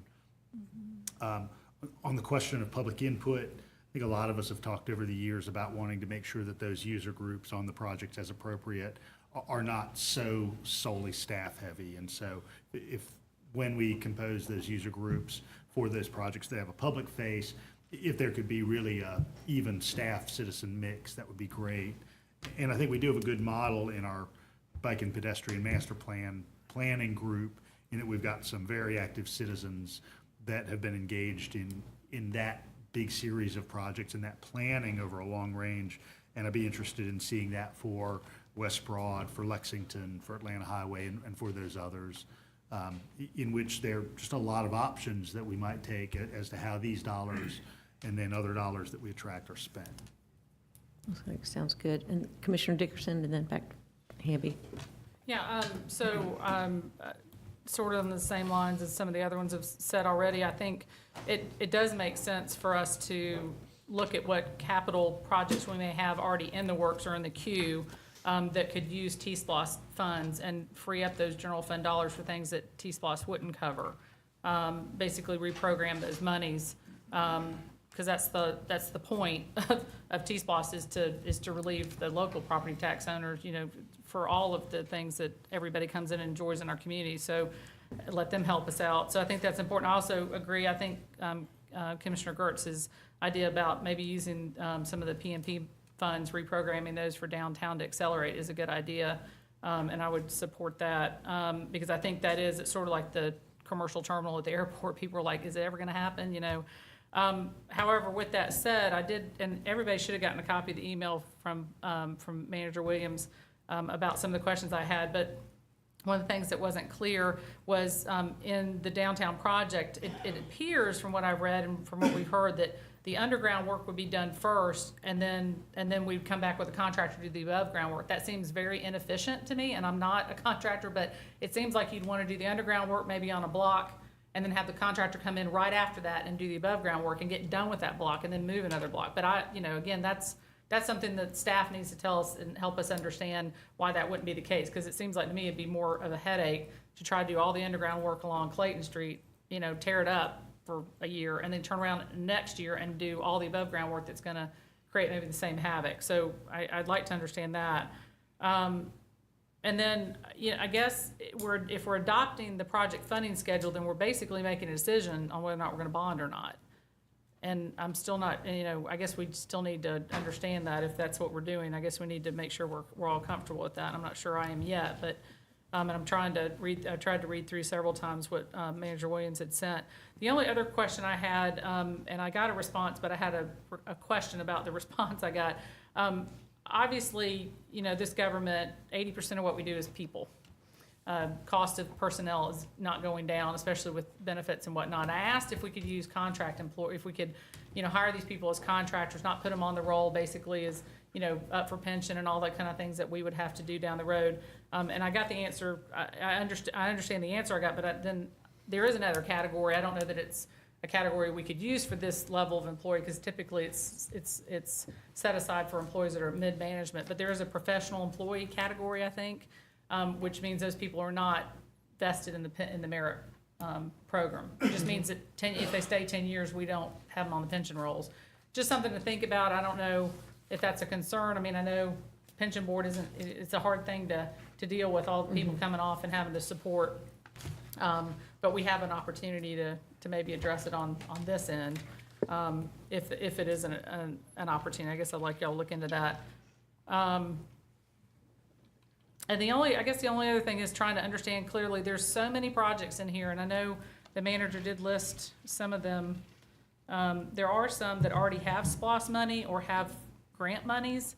It just seems like, you know, it'd be nice to know how many of those could survive, you know, a while and maybe not dip into the T-SPOS pot early, that we could then distribute that money to the other ones that didn't have that grant funding. And so that's the thing in my head I'm trying to figure out, is if transit has enough money to buy buses and do all this stuff, and they don't need the T-SPOS money right now, and they could go 2 years, then that money could be reprogrammed to another need that doesn't have that. And that's what I'd like to get a better understanding about as well. Right, so Or if make a it's matching decision. funds, if we need the T-SPOS for matching funds to get more buses, those are some of the alignments I think we talked about at the work session, making clear that Yeah, we but- want to make sure we get the matching benefit. Right, but I guess my point is that there's existing monies now for let's just use transit as an example. They have enough money in their either, their SPOS money from previous SPOS or from grants that we've received, that they can do work, and they can spend the next 2 years doing that work with that money, and they don't need the money right now to do what, is gonna move us forward, then that money could be reprogrammed to another need that doesn't have SPOS money, doesn't have grant funding in the bank right now. And I'd just like to understand how that might change the schedule and stuff. And that's, I guess we can try to put something together to illustrate that, but that's already factored in to this tier schedule. Actually, the downtown Clayton Street's a good example of that, and we have 2005 SPOS money. Right. So that's why you may not see as much money in 2019 in that project, is because we have some funds that are ready to go. It's just a matter of staging the work and getting the work started. And of course, in the December work session, we're gonna go over, the details. I think it's December work session. We're gonna go over the details of what that whole project's gonna look like. So a lot of the questions that are coming up about the Clayton Street improvements and downtown infrastructure, that would be a good opportunity to address those, a lot of these questions. But the timeliness But of- we can try, and we can try to address some of them, in writing between now and, voting meeting. And that's where the details of why we would need to tear it up, do the strategy that's advised, is because, one, we need everything functioning while we replace it, right? Underground. Yeah. Okay. Commissioner, anybody else before we go round two?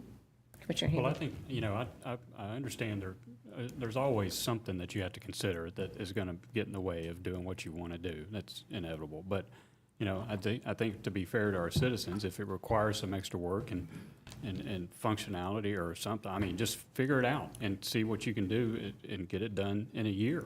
My concern is that in 2018, we're really not doing anything. This project, this T-SPOS passed in 2017. I was also under the impression, and Bill may correct me if I'm wrong on this, but, we don't start collecting these until the fourth month, what is that, April? April of next year. But is there any reason why we couldn't borrow the money in January of next year to get going on some of these, so that you can put some money in the T-SPOS pot for 2018 to move everything up in the time frame? Am I right in saying that you could? The T-Splosh law is a little bit different from Yeah. SPOS and gives a little more flexibility. That you could borrow the money in January so that you can get moving quicker. And I thought that was the whole point of us holding the referendum in November, if I'm not mistaken, that we wanted to be able to take advantage of that. Instead of, we could have easily held this thing in May where there's also all sorts of other things on the ballot that more people would have participated in.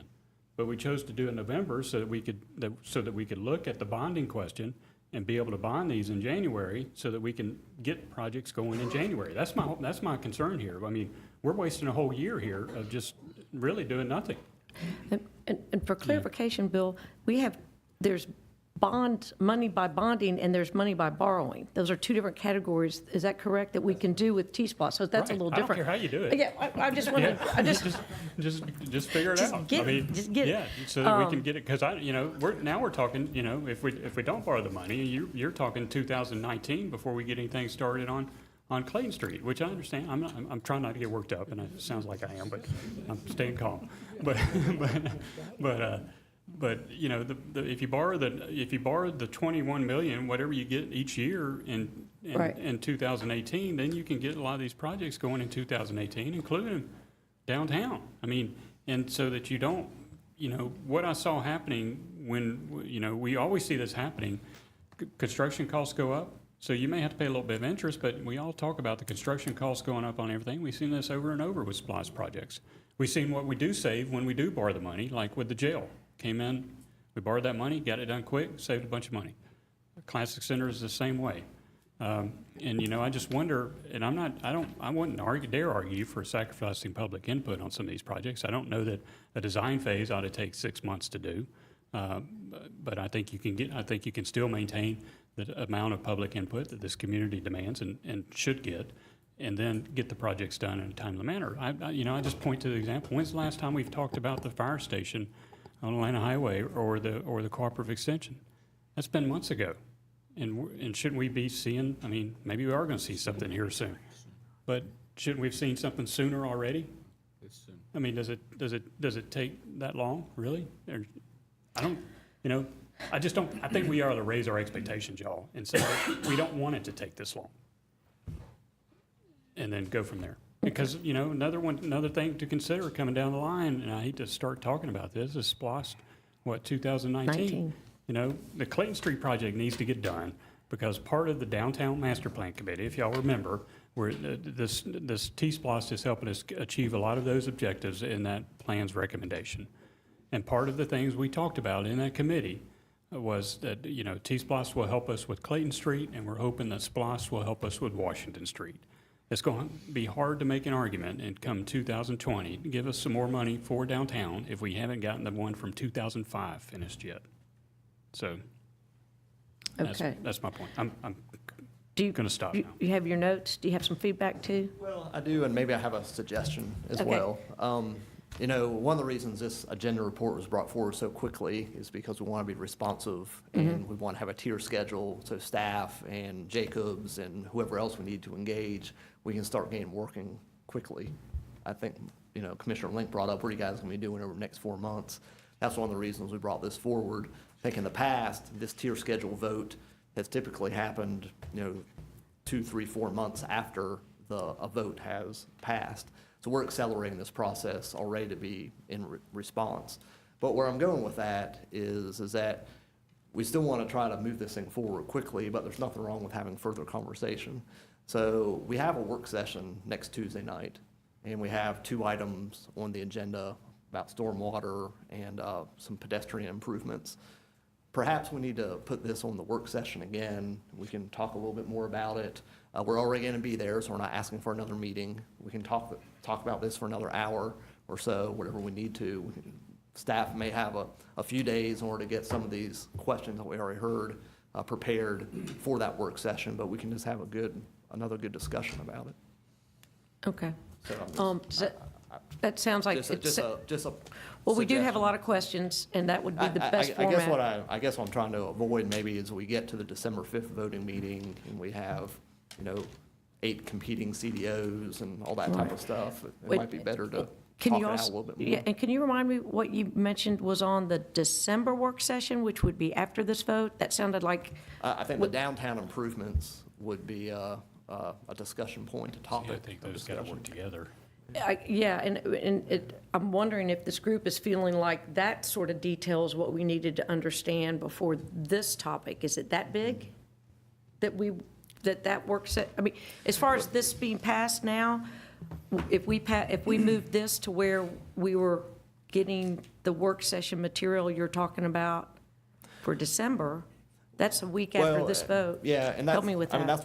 that's one project. I mean, we still Yeah, have, but it seems to be 18 or 19 other projects Yeah. that we'd like to get Jacobs under contract with. Okay. We'd like to begin working on as well. I mean, some of them are continuation projects, but we'd like to have that authorization in a tier schedule to start working on them. That's the key. I think what Robert is saying is they're going to be bringing us an item in January requesting authorization to proceed on downtown.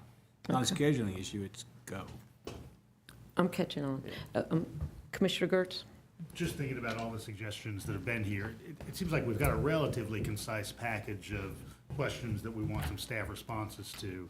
You know, we've got, how do we accelerate the downtown project, particularly given that, you know, we're talking about dollars that were born before some people in the listening audience tonight. You know, we're talking about that question of, you know, what do we do around the Jacobs contract? And what would a 5-year version of a contract look like? I mean, it seems like that's been a question. And, you know, we've got this question of what impacts could T-Splost make on the general fund in a positive way as we prepare for this coming budget cycle? And the question of bonding. I guess I'd sort of thought that was generally settled, although, you know, there was this question of maybe borrowing from some other funds to accelerate some components of projects as opposed to bonding. But if you borrowed in the first year, as, you know, in 2018, borrow enough money that covers that first year, what impact would that have on the total schedule? Commissioner Harrod first time, and then we'll get to Commissioner Thank you. Neesmith. Well, one other thing, so the document that we have in front of us on page 117 of the PDF groups the projects basically into two big groups. One is fixed phase projects, and the other was variable or scalable projects. And I might have missed something, but I think Commissioner Dickerson and Commissioner Wright also questioned about maybe a different way of organizing the projects, and I don't see that reflected anywhere here, or am I missing something? Right, I had asked if we could get sort of a highlight of which ones have existing SPLOST money that's moving them forward, as well as if we could get a better understanding about what ones, the matching funds, which was enlarging what the product was from it. And I felt that that would be helpful for processing, and then I thought that I was getting into the weeds, but it sounds like I'm not the only person that would help with processing.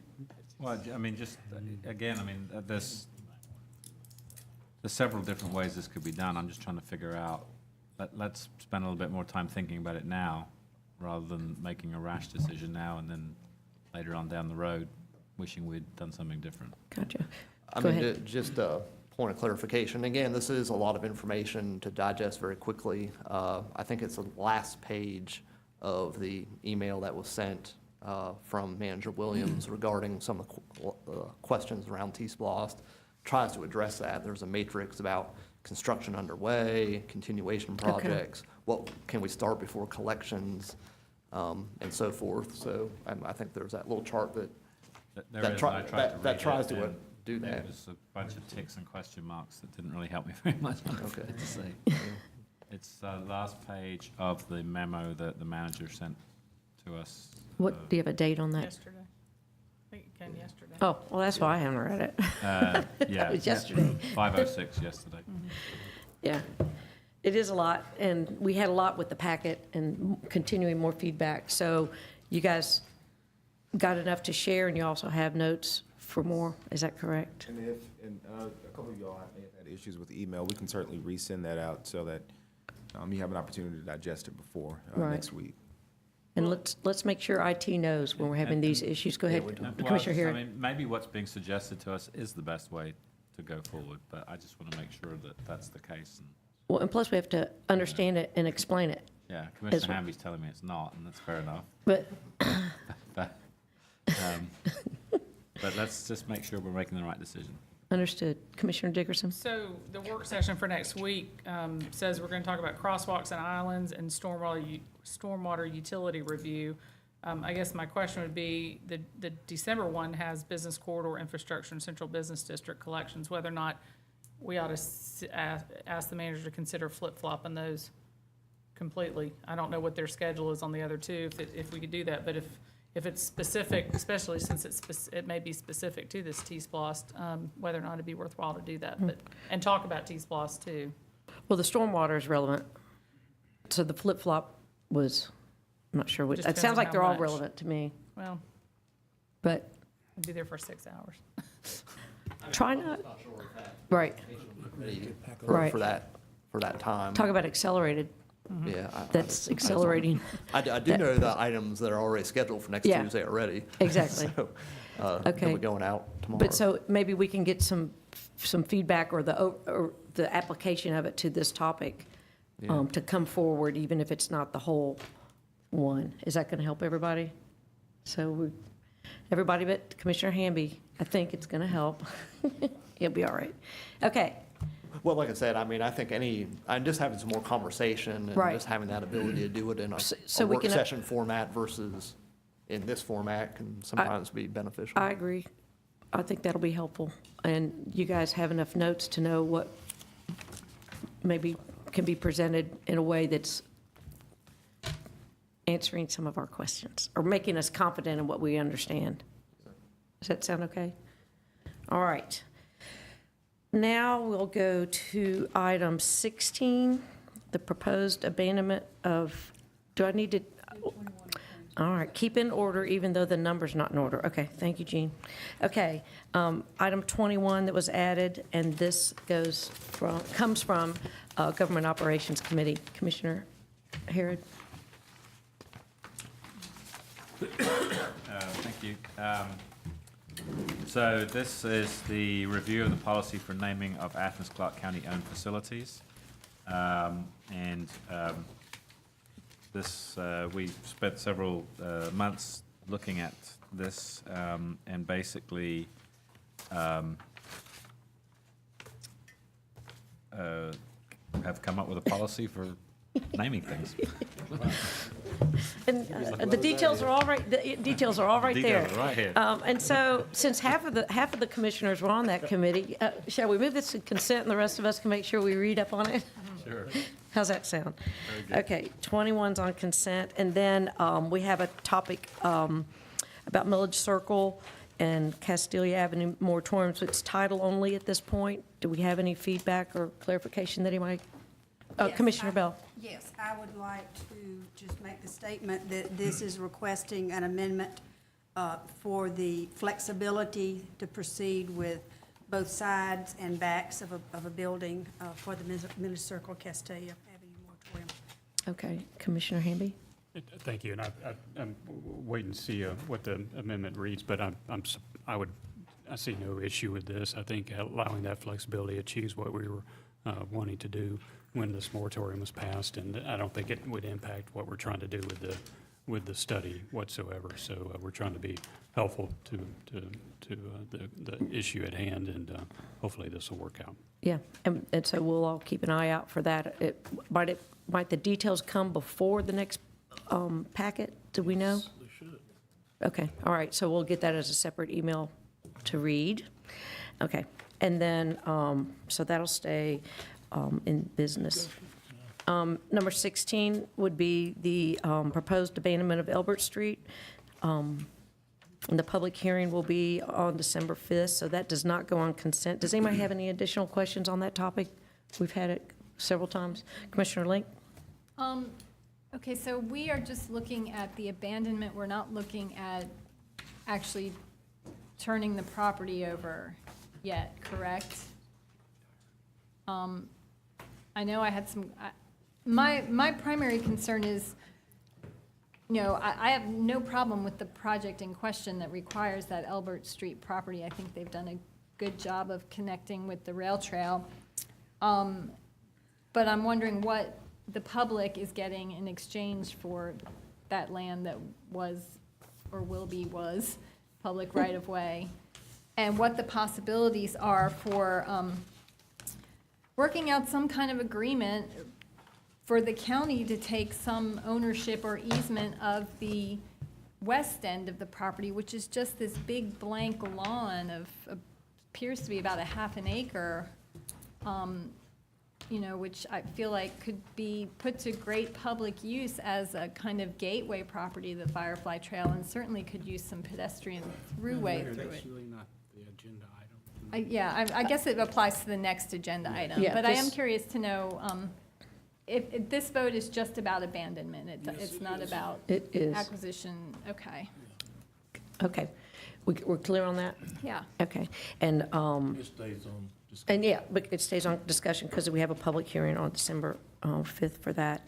And so now we will receive staff reports from the Planning Commission. Oh, I'm sorry. Could I just Yeah, point please, out, just- please. We received late yesterday plats from QT surveyor, because I think that's one thing you wanted was some clarity on where this right-of-way is. So you have two plats at your place. And if you would, there's one, if you look here in this very lower box, there are two. The first one says proposed abandonment area, if you look at that one first. Okay. This is just a survey of Elbert Street, and the pavement stopped about 2/3 the way down, but based upon our research and understanding, Elbert Street did extend on into where the loop is now. So the entire strip should be the subject of the abandonment. So now we've got a good representation of what that right-of-way is. Okay. If you look at the next one, this is just a survey of the abandoned street and the section of that right-of-way and the railroad right-of-way. They are the same. The Elbert Street was located entirely within the railroad right-of-way. And so QT desires to to retain ownership of that segment of the abandoned Elbert Street up to that point that's about 2/3 down, and then the rest of it would be acquired by the unified government. So this is a little bit of a unique situation. I wish you could put this on the wall and use a pointer to tell me what you're talking about, because I Okay. can't follow what you're saying. Well, on the one that says proposed quitclaim area, Yeah. that shows the boundary line where QT wants. And what color is that boundary? Red? There's not a color. The red lines, for some reason, that just shows existing fences. There is a red line on part of it that shows the center line of the old Well, railroad. it takes a dog leg right under the word, right under the letter A in Georgia. Is That's that correct. That's where it turns. And then all that would be purchased by or acquired by the unified government. But All of what? the land that's in the dog leg here, that would be, Under the bit where it says railroad area. yes, under the railroad area, that would all be owned by the government. And we've spoken with Mr. Doster. There hasn't been a plan drawn of this segment of the trail, but he says that the trail can easily be put within the right-of-way on the other side of the Quick Trip property. So it's kind of a before and after It is, that's what it is, yes. as far as the order and processing that. Thank you. I'm so glad that you got me to get you to explain it. Electronically, Bill? Commissioner Harrod? We didn't, yeah, I'll send it to you. I just have one quick question. So there's two maps here. So one is the proposed quitclaim area, one is the proposed abandonment area, and they're slightly different. One's 0.363 acres and one's 0.344 acres, and I'm wondering why they're slightly different sizes.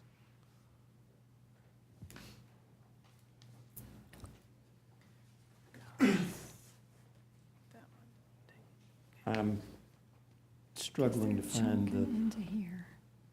In your box. And look in the boxes at lower On level. the bottom left-hand They've side. Oh, got- I'm sorry, yeah. They've got two. That's the entire right-of-way all the way to the loop. And the other area Which one is the proposed The quitclaim proposed area? abandonment area is the larger tract that goes to the loop. The smaller area is for what the QT would be acquiring. Okay. The .344. This is And we'll get a digital copy of this. I will email that. And then we can send in additional questions. Bill, would you be the go-to person for that? Certainly. As far as this? Is everybody okay with that? All right, now we'll proceed to the 4 things that we have, and we also have an amendment, text amendment at the end as well, and those, we have a hard copy of that at our seats. Gina Seeker's back, right?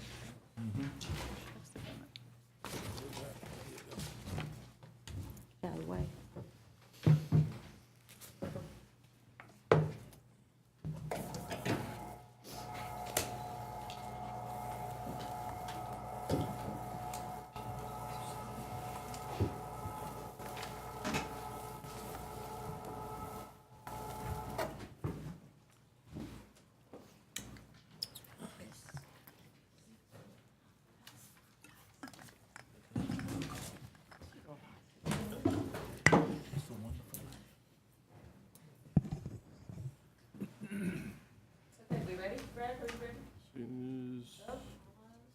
Just a minute. Okay, that's good enough. We'll jump in. Got 4 for you this evening. First one, you've seen this one before. If you recall, last time you had it, you voted to approve the future development map change on the property that was in question for consideration at that point, and then asked to have the plan returned primarily because I think out of concerns over the access and the alignment of the Winterville Road. So they went back, they redesigned, went back through the planning commission process again, and is back. Actually, before you will have 2 votes in December. There's one more little piece of property that we're going to ask you to consider amending the future development map to quarter business on, and then an overall commercial general to commercial general PD within an airport overlay as well. Largely the same as you saw before. I'll just kind of jump on up to the, those were the waivers, really basically the same waivers. The lighting intensity waivers they've dropped. Subject property, a couple of views there of it. And I think really, get this up here. The big issue, this road alignment that you see here was under the plan that you had last time was remaining in place with simply a driveway that came off of the QT here. And this new plan will reroute the Winterville Road across their property into this intersection until such time that the state finalizes their acquisition and construction, and that will then become a public road. It will be widened a little bit more than what will be built by QT, but on the same alignment and in the same location. You see the little corner, I don't know why we're jumping around with color, but this is the piece that was not considered before and is being considered now for future development map change. That was the plan that we looked at before, where you saw the driveway going into the current alignment of Winterville Road, and they've now changed that connection and realignment to where I just showed you before, that will come down into the intersection. There will be one additional lane added when the DOT acquires and completes construction. They have also done a couple of different things. This sidewalk that connects from the rail trail down to the intersection, which will be full signalized and pedestrian accessible, they've agreed to widen that sidewalk out to an 8-foot width instead of the standard 5. They have, I believe this was redesigned since, that there was a series of switchbacks that have changed. There's a kind of a public plaza area here and an access point down onto the property, and then they also, I'm not sure why I did that, but there was a request from the Planning Commission to also consider these trees. These trees were not included along the, this is just a graphic representation of where the rail trail will be to the north of their property, and they agreed to plant these trees as well. This is a view looking west from that plaza, the circle that you have on the site plan. I think this does a pretty good job of kind of describing the topo change that we will have upon completion here. You know, this is on the site plan where you see the kind of the large landscaped area. You know, there's about 15 feet of grade change from the grade of the trail down. Largely will be owned by QT. I think it's about 10 or 12 feet off of the edge of the trail, but these trees would be within their property as well.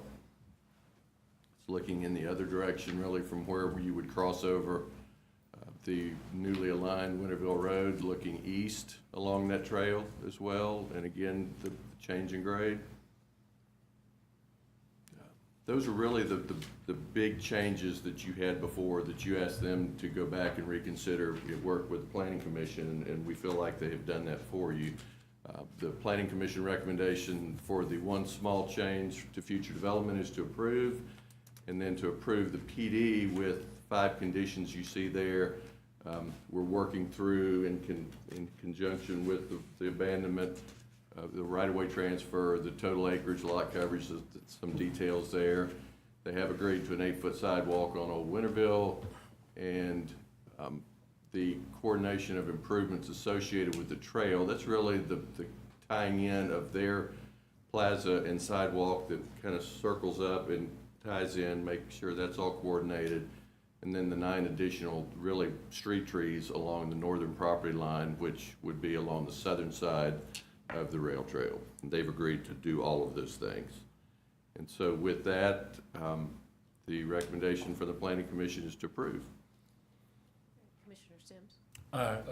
Like I said earlier, I'm excited about this, and as I told you, we would work all these things out and get them done, because QT is a quality company, and they have nothing but the best for what their product is, and I think that the proof will be in the pudding. Okay. Does anybody else have any questions? I do. Commissioner Link? I was at the Planning Commission meeting, and there was an individual who spoke with concerns about the landscaping, and I definitely have some concerns about it as well. And I know the Planning Commission asked for several trees to be planted along the trail. I also have concerns about trees along the sidewalk, and particularly that whole big wide area that's just open turf. It just seems like that's going to ask for, pedestrians to cut right through it. I know folks maybe coming from the Cars Hill neighborhood will likely cross Lexington Road right there and just cut right across that. I wonder if any discussion has been made about easements, public easements there, or ACC possibly taking control of, buying that property, or, it seems like a logical place for a Firefly gateway, where, the Firefly Trail can have some very visible presence on a main thoroughfare into Athens, and it could be a downtown gateway as well. I feel like they're not only should there be trees along that sidewalk, but there's no shade trees on that west-facing portion of the parking lot. I just feel like this is a really underutilized chunk of the property that could be of great public benefit if it were designed right, or if it were conveyed for public use in some way. It's not necessary, as a big open lawn, it's not practical for, nobody's going to throw a Frisbee by the side of the highway, but it could serve a very public thoroughfare use to get these people who would very likely just hike right across that lawn, to get them to the QT and possibly get a real attractive gateway out of this property. So I'm wondering if any of those conversations are happening as to how some kind of public access or easement can be had for that portion of the property. Right now, it just seems like a big waste of space, and in a lot of ways, it might as well be a big blank parking lot, especially since there are no trees there, and it's that sun beating down, that westward sun. It's not a very pleasant place to walk, as is. I'm surprised you don't like the green space. If there were trees and shrubs, I would love it, and a nice piece of art in the middle. But you're, I now, know it just you're talking about here? Yeah, I'm talking that whole half circle area there. That's probably about a half an acre, correct? Because I think this is, and Detention. I think this is different than what the discussion at the planning commission meeting That was was the back trees on the here. trail, yeah, it was that centered area. around the dumpster Yeah, location and and that area that they addressed, my concern is this big, giant, empty turf lawn, and, you know, turf isn't exactly very stormwater friendly. It could serve better purpose having, you know, some shrubbery and perennial plantings, and, you know, I am concerned about the slope off the trail just being turf as well. I mean, that's not very stormwater friendly. You know, and, you know, just the lost opportunity for a really beautiful gateway space and something that could call attention to the Firefly Trail, which is just a hop, skip, and a jump right there. My concern is, you know, very few people driving into Athens will even know the Firefly Trail exists because it has no drive-by presence. You know, I mean, that entryway on East Broad Street is, you know, that's not a very traveled corridor. This is an opportunity to get that drive-by presence for our Firefly Trail, and also maybe put a nice Welcome to Athens sign right there, because this essentially is the gateway to downtown. You know, we're gonna see a lot of development in this corridor as that trail picks up. You know, we're gonna see a lot of businesses and a lot of housing interests there. And this could be a real opportunity for, you know, a public space that's not necessarily a space to run around in, but a space that says welcome, that offers a you know, really comfortable and inviting pedestrian experience and a welcoming experience for those driving into town. Okay. Did you have any questions? No, I would like to know, you know, how that conversation gets initiated and the possibilities for that. I've got Neesmith, Hamby, then Bailey, and Gertz. Neesmith. Well, I agree with Melissa that big green space there is quite a missed opportunity. And it was Dorothy O'Neill who was expressing concern about not enough landscaping on the QT property up at the trail switchback and area there. And I sensed the Planning Commission really did want to respond to her, but she didn't have any specific recommendations, and therefore they couldn't. So I think we do need to see if we can get the landscaping better on both of those areas. But I have another concern, and this won't surprise you, and that's the lighting. They are bringing it down to the foot candles that is by ordinance. They say that we're told that the airport authority has waived the requirement for amber lighting, but what this light's going to be is going to be very, very, very, very white. It could be 5,000 degrees Kelvin, which is very, very white, which reflects right up into the atmosphere. So on a foggy night, this is going to be a big old foggy island as the pilots come over it. I'd like to suggest that we require them to bring the temperature of the lighting down to 3,000 degrees Kelvin. And I'll be making a motion to that effect if I need to. But I don't think they need, as is demonstrated by racetrack on Atlanta Highway, that you just don't need that bright light. You don't need it. It's perfectly safe. Thank you. Commissioner Gertz. Two things I kind of wanted to dive into. One also relates to the last agenda item about the property lines. Bill, is our understanding of what we own any different than it was last time we had this conversation, or are we about the same place? Well, I've done some further research and thinking about it, and I think there's a great deal of uncertainty about the ownership of that street for a couple of reasons. One is that we don't have any knowledge because the street predates the Civil War as far as I can tell. And the railroad was built in the late 1840s, and the 1874 map of the city of Athens shows Elbert Street in that alignment within the railroad right-of-way. So I don't know if the street came first or the railroad came first. And it could have just been there by permission of the railroad. And then when the railroad was abandoned in the 1980s, the segment of the Georgia Railroad from that point, about right there, all the way to Union Point is reversionary deeds. So one argument is that when the railroad was abandoned, any ownership rights that the government had into that road went away because they were by permission from the railroad.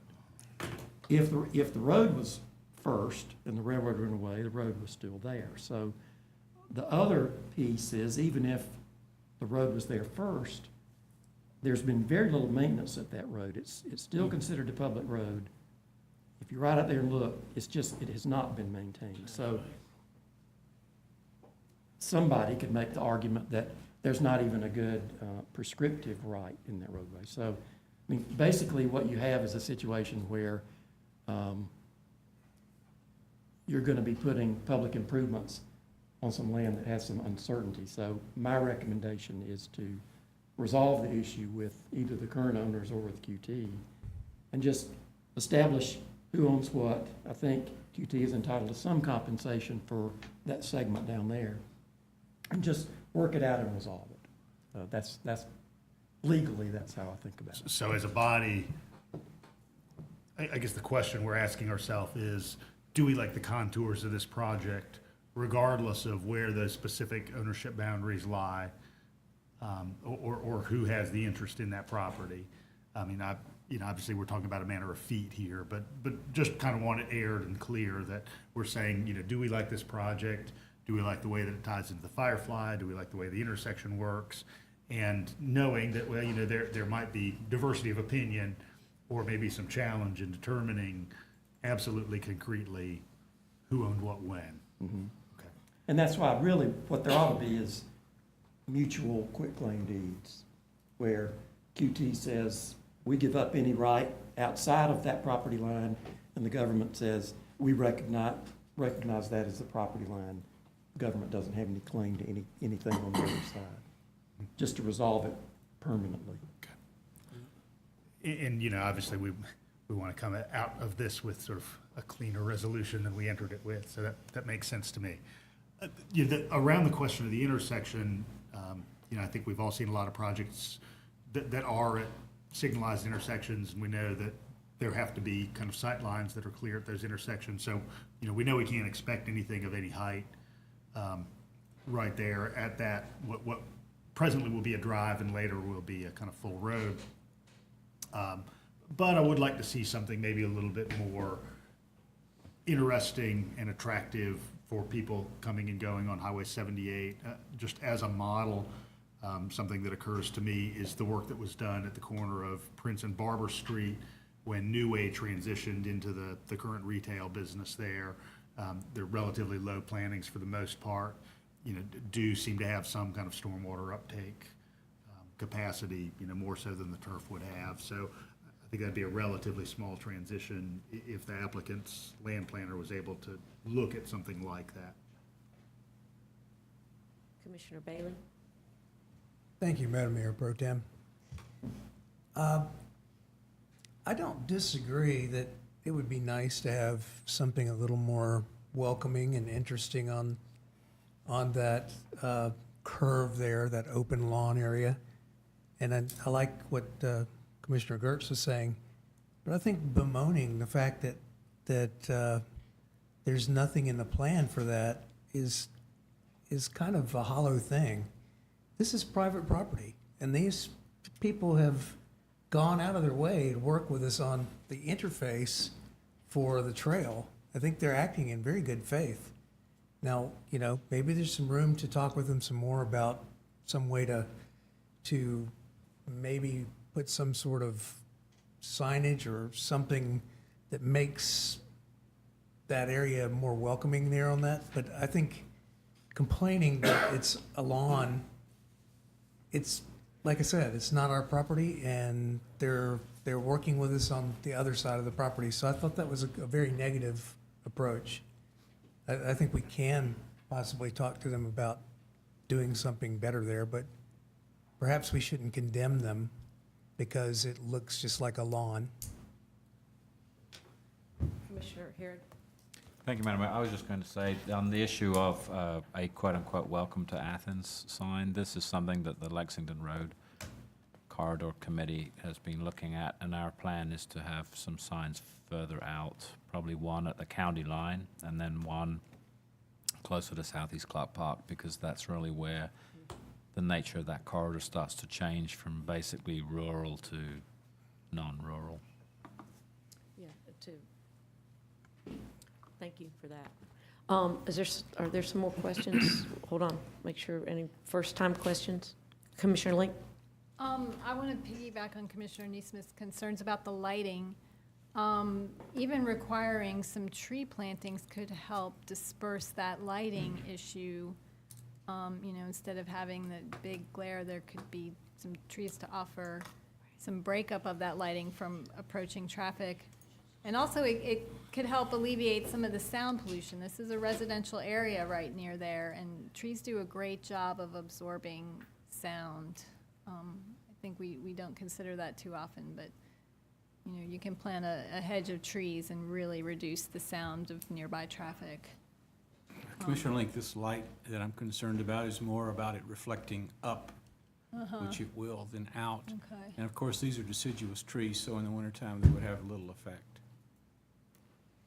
And any more questions for clarification on this agenda item?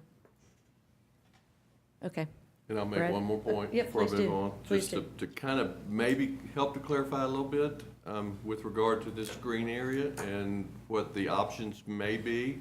As you can see right now, what they're proposing to do until such time that the state acquires and completes the road is to build, realign, and actually this portion of the road realignment to the intersection, they're building across their own property. What we don't know at this point, when the state comes in, sorry guys, and buys the necessary right-of-way to widen that an additional lane, I don't know how much of this they're going to take as right-of-way yet.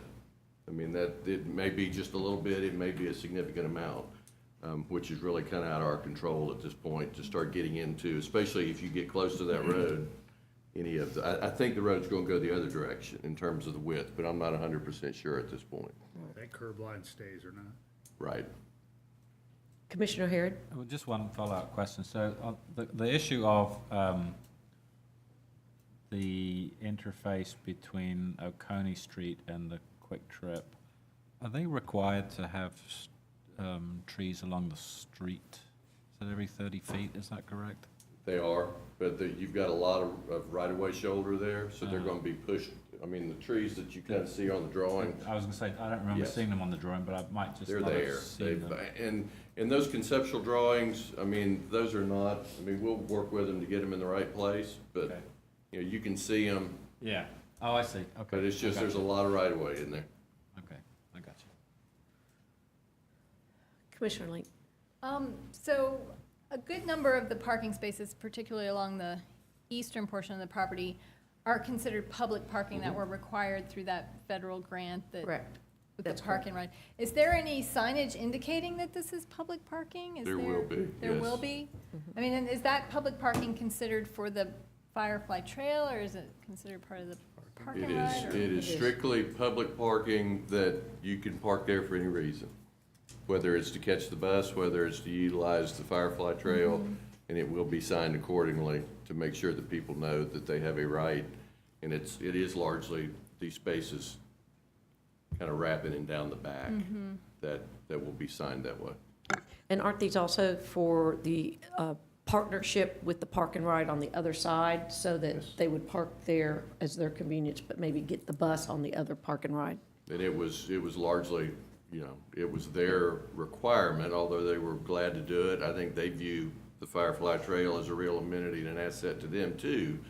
But in order to keep that right-in only curb cut off of Oconee Street at that location, they had to do that. Okay, we Okay. clear? Commissioner Bailey, did you have another? No, ma'am. Okay, all right. Good one. Okay. Okay, Brad, go ahead. Next item, 1331 South Milledge Avenue. It's a request to rezone from commercial office to a commercial neighborhood plan development. One parcel of about a third of an acre. The reason for the change to CM would be to allow for a restaurant use, which the CO does not allow. It's really, it's one piece that kind of functions dependently with a second parcel just to the south of it, and you'll see that in a minute. But the proposal is for a renovation of the existing structure on the property to build a 108-seat restaurant, 10 parking spaces technically on this third of an acre, but the parking lot is really shared with the next property over. They're also including a small pedestrian plaza at the corner of Milledge and Morton that would provide pedestrian egress to the property as well, and there are 2 waivers associated with this PD. First is a waiver to reduce the minimum parking requirement by 2, and that is really in full disclosure, that's 2 spaces short during dinner time. They're a little bit more short than that during lunch because there is a need for some of those spaces for the adjacent property, but it closes currently at 6 o'clock. Second waiver is the 15% conserved tree canopy. Really the primary driver of this waiver is not anything that the developer is doing to harm the trees. It's just there's not a lot of them there to start with, and the existing house and some of their development is too close to the trees for us to count them as conserved. They're proposing to keep them, but they do not count in our overall calculation. So you see the subject property here on the corner of Morton and Milledge. Current and proposed zoning. Aerial. And you begin to see here, single driveway coming off of Milledge, and this whole area in the back between the 2 properties is really one shared, largely unimproved other than gravel parking lot that has been there for a long time. Front and the Morton elevation, and you see a little bit more of the parking lot there. And then the proposal is to entrance only off of Milledge, exit into the alley and ultimately to Morton Avenue, improving the parking lot, bringing it up to standards, paving, handicap spaces, all of those things that will really function in a joint design between the 2 uses. And then you see with the site plan, the northwestern corner of the property is where the plaza would be at the corner of Morton and Milledge, and a lot of their seating is either on the northern end of the building and really kind of an open air covered extension of the house, and then there are also 4 outdoor seating areas that seat up to 10 individuals within each one of those 4. That is kind of one of the concepts that they're pushing towards for that outdoor dining experience, and those are the 4 circles you see up in the top left corner of the site plan as well. Some architectural renderings of the proposed changes to the house, and then you see in the lower picture the 4 outdoor seating areas. I believe they refer to them as bondas in their report. Each one of those would seat up to 10 people.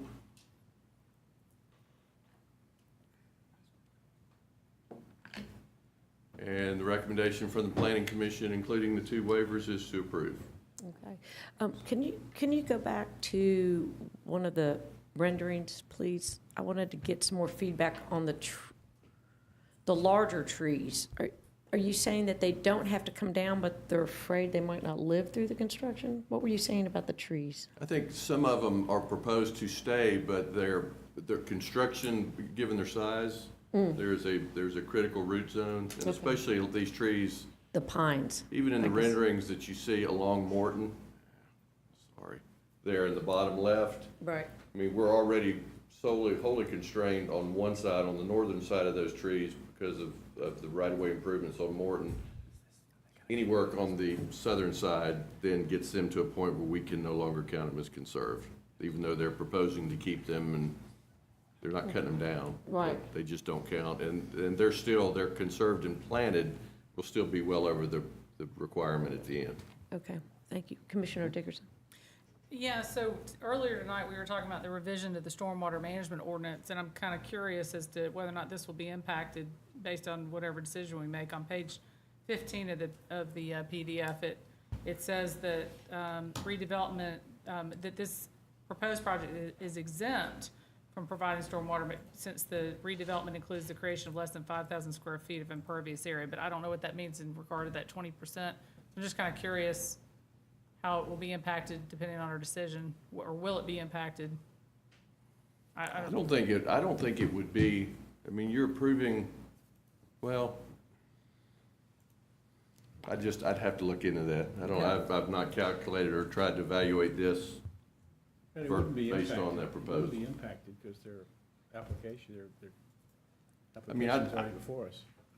You know, but stormwater is really not a zoning issue. It gets a little bit tricky to say you're vested under a different section of the ordinance based on a PD that doesn't, you don't have the ability to waive stormwater as a waiver to PD anyway, so I'm not comfortable going there with you yet, but, you know, it may just simply be from, you know, the gravel parking lot that is being paved is not gonna count as new development necessarily.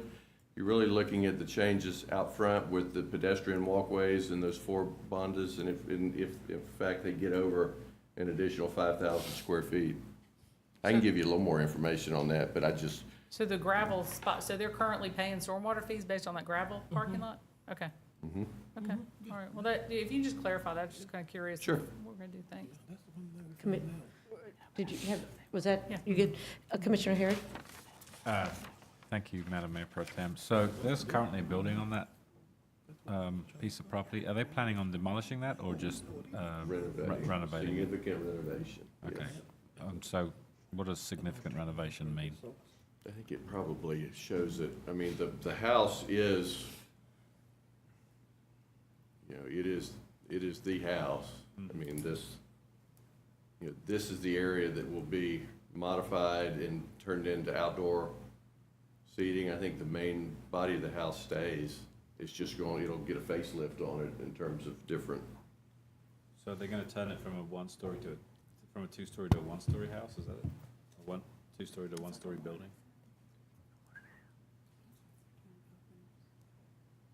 yeah, I don't know what they're planning on doing upstairs in this, or what's upstairs in that. It's my understanding the facelift involves, instead of having those 2 small dormers, they're going with this covered entrance waiting area to go in.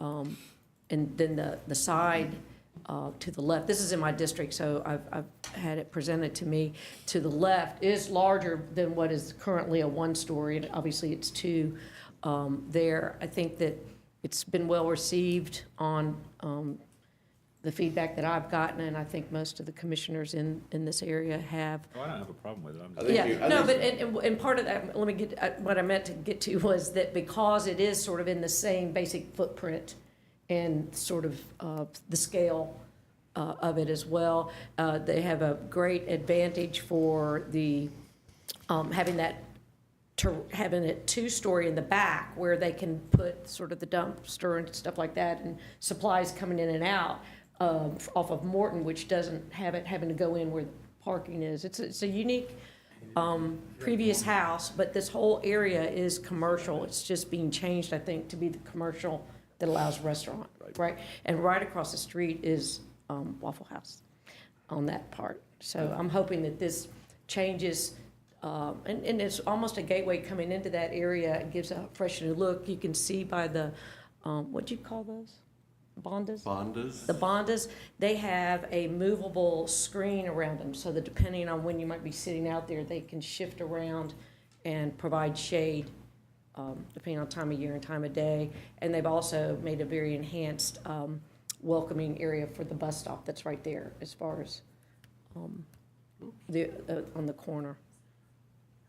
Commissioner Hurd, I think this elevation probably explains it as good as any. That's the existing southern end of the house, and you can see where the dormers and would have been and how they're adding those roofs to it. Okay? We can always add a welcome to 5-point sign somewhere too. Right. Okay, any other questions on this one? Good? Okay, Okay.